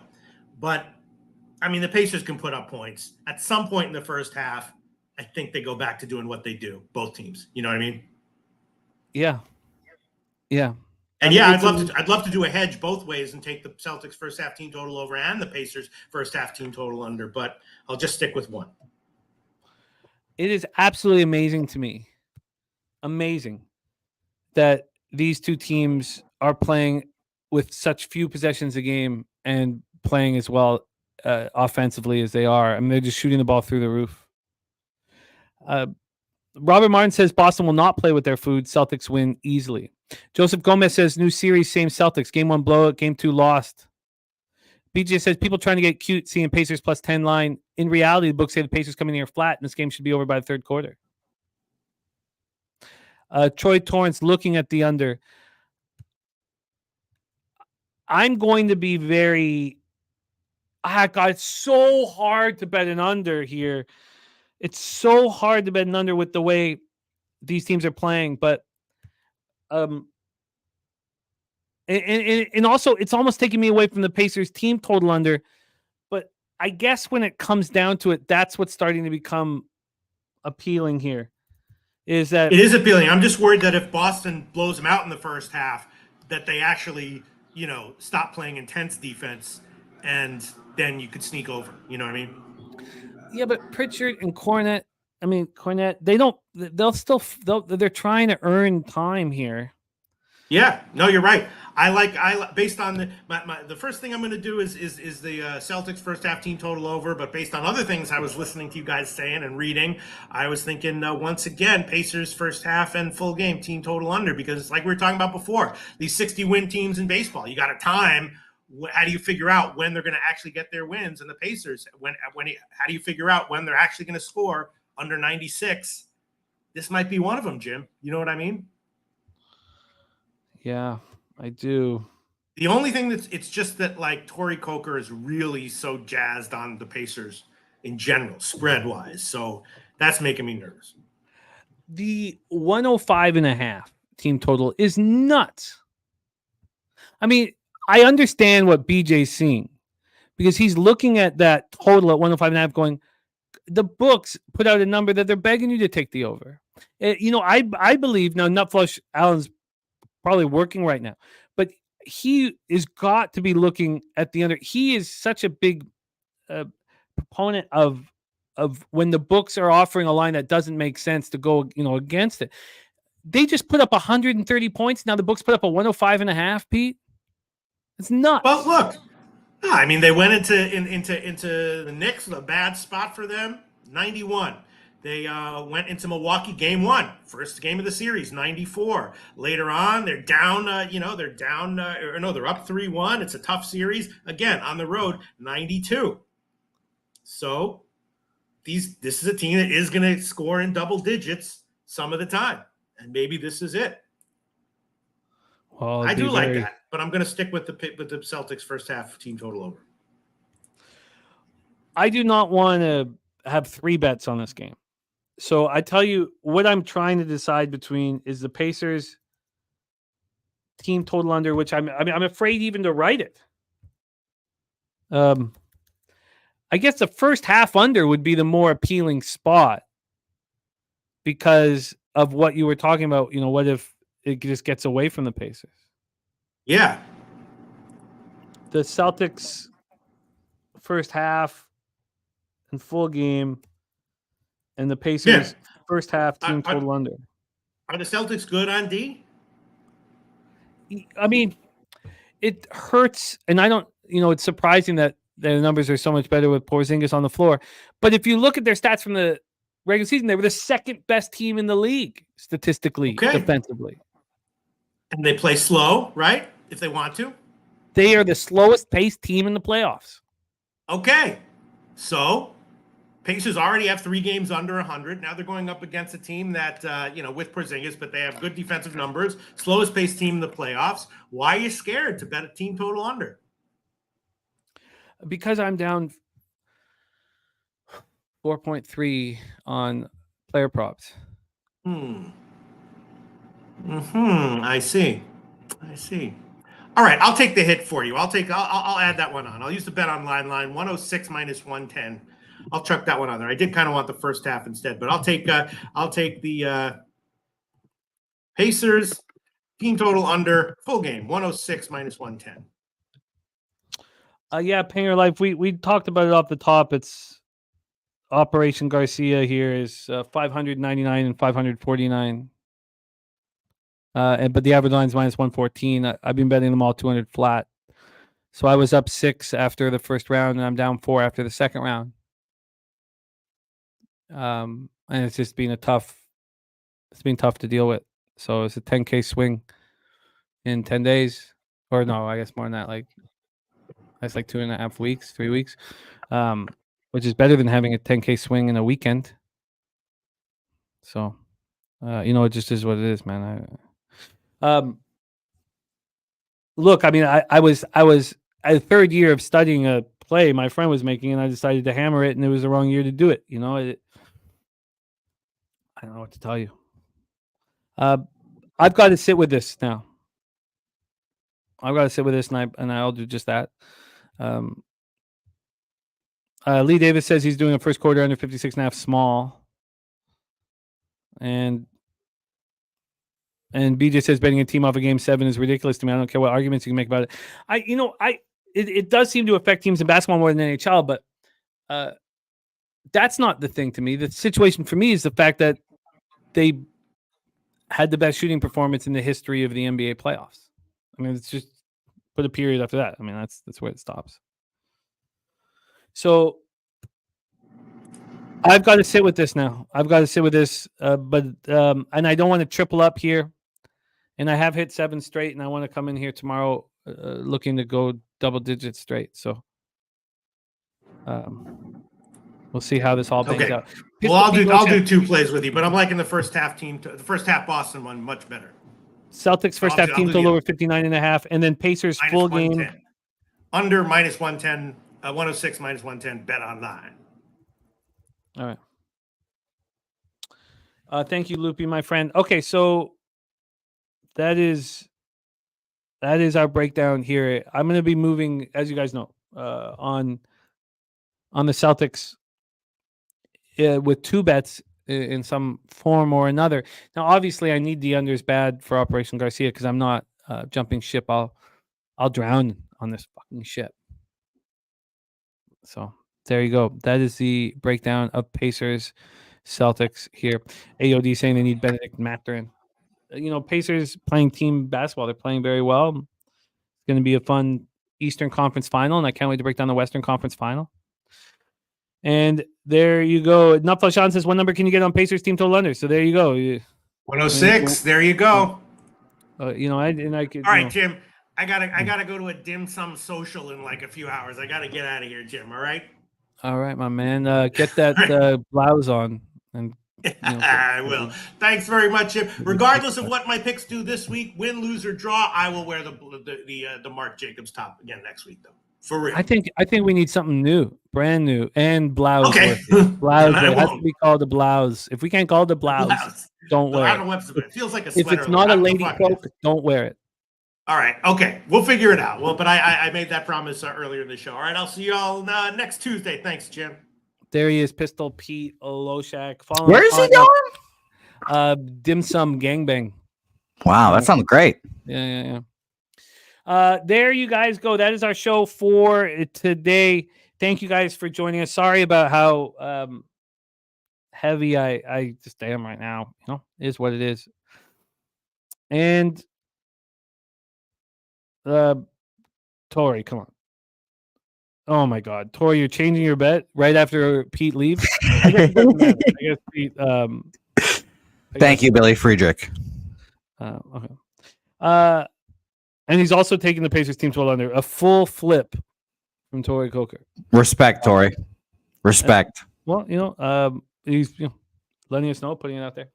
We have reviewed MLB just a second ago, and we have you've heard the NBA action. Are you moving on your Celtics this evening?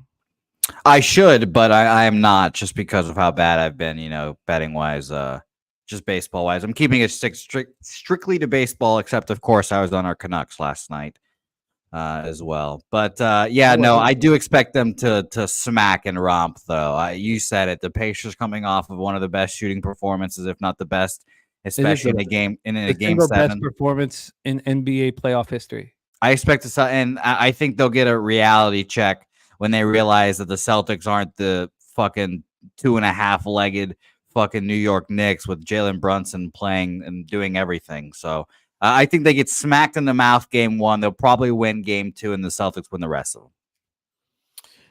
It's going to be a fun series. TJ is right. I am betting the WNBA, so you're right. I have 2 now NBA bets and WNBA bets. So we have NHL back in business with us tomorrow, so it'll be NHL and NBA and MLB. And some WNBA, of course. I'll give you another WNBA play tomorrow, Jimmy. Oh, yes, please. You can just whisper. Jimmy, what happens if I start going 60% in WNBA? What happens? If a tree falls in the forest and no one's there, does anyone hear it? No, I'll be impressed. I'll be impressed, and we'll move on it. Okay, well, shout out to the Mystics tonight. And again, for AOD, just so you know, 60% of the tickets are on the Indiana Pacers. 55% of the cash is on the Indiana Pacers. Really? So That's surprising. well, I know. I just AOD saying the whole world on the Celtics. So just so we're all on the same page, the whole world's not on the Celtics, and the line's put out with open arms to get Pacers money. Now that doesn't mean that the Celtics take care of business. Pacers could fire here, so it's going to be. I'm very interested to see what the Minnesota Timberwolves Celtics line is going to be. Because I saw a tweet saying that the Celtics would be minus 350 against the Wolves. I was like, there's no fucking shot. The Wolves would be favored against the Celtics, but we'll see. It's going to be fun. There's no chance that the Wolves will be favored against Celtics. Unless maybe if they sweep that. Well, 0% chance right now. You just look at the futures. Look at who's win outright. That's surprising. I think the Wolves are very good. 0% chance. Celtics are going to be favored. But you don't think the Mavericks have a chance against the Wolves? No, I think the Wolves whoop their fucking ass.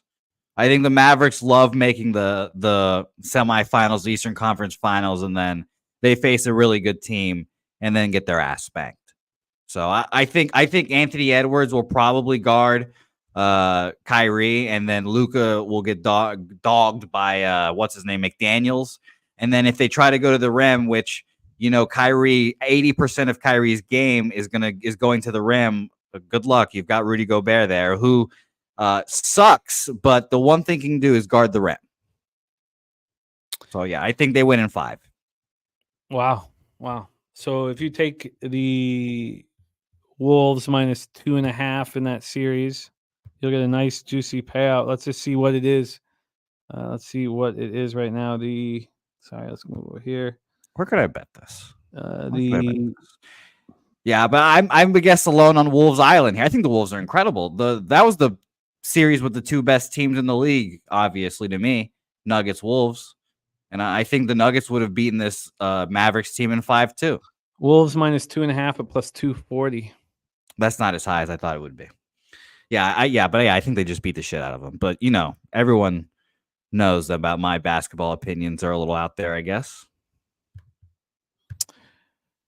Well, it's going to be fun. We got a lot to talk about here over the next few weeks. So let's go out there and get that cash. To finish things off, let's let a father once again, and a great father at that, Robert Franklin, close up the show. Says Pacers play fast. Don't think you can slow them down. Well, again, 93 possessions a game is really slow, but they were playing fast against the Knicks. But so I hear you. Says Knicks tried, but ended up playing tempo with them. Celtics played Cavs and Heat, who are not up tempo, and Pacers defense is non-existent. Over 222 from our guy Robert Franklin. Again, congratulations on the addition to the family, Robert, my man. What were you saying, Jose? Agreed. Shout out to you, Robert. Congrats on the sex 9 months ago. Yeah, I probably agree with you there, Robert. But if the Celtics start running, that's going to be bad news for the Pacers. I think the Celtics are a better up tempo team, and they don't fucking play iso ball inspired by Jason Tatum's favorite player, unfortunately. I would flip the switch and slow everything down on them. But, we'll see how it all been. And I expect them to do that. They're the slowest paced team in the playoffs so far. But the efficiency with these two teams off the chain. So it's going to be a lot of fun. Thank you to all the cappers in the chat. Please remember, our horse races are now Thursday and Friday. TJ Parks, I haven't seen TJ in the chat. I hope he got his cake, man, because he picked up a Hondo. Yeah, shout out to TJ. I haven't seen him as well. Agreed there. I hope he got his cake. Shout out to all you guys in the chat. Kent Davies in the house. AOD. Robert Franklin. BJ. Jarek White. WT. Picks from Dave. Panger Life. TJ in the house. It was great to have you. Tori Coker. Thank you guys all so much. Dus 10. Billy Friedrich. Loopy. Justin McKelvey. Robert Martin. Lee Davis, thank you guys. Truly, thank you. This was look, it's stakes are high. It's very important, and I fuck yeah, they are. I'm a little concerned about how I'm going to show up tomorrow. It's just going to get worse and worse, or is it going to get better? I don't know. We'll see.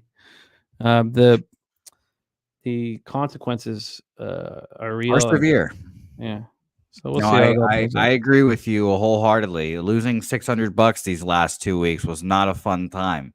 And as you say, Jimmy, when we're making mistakes, it affects our others, and that's the most annoying portion about our mistakes. So shout out to everyone in here, all you guys. We appreciate you guys watching, of course, and we fucking need it. We fucking need it bad. Ken But Davis Jimmy, says that I need a snifter or Kraken tonight. No, what the fuck's a snifter? I've never heard of that word in my life. that's when you take a tampon, you dip it in the Kraken, and then stick it in your ass. It's a snifter. Who would have thought? I didn't know. You learn new terms every day with Jimmy the Bag. All right, guys, go get that. Go get that cash. Roll that shit, light that shit, smoke it. Oh, shit. Los bookmakers.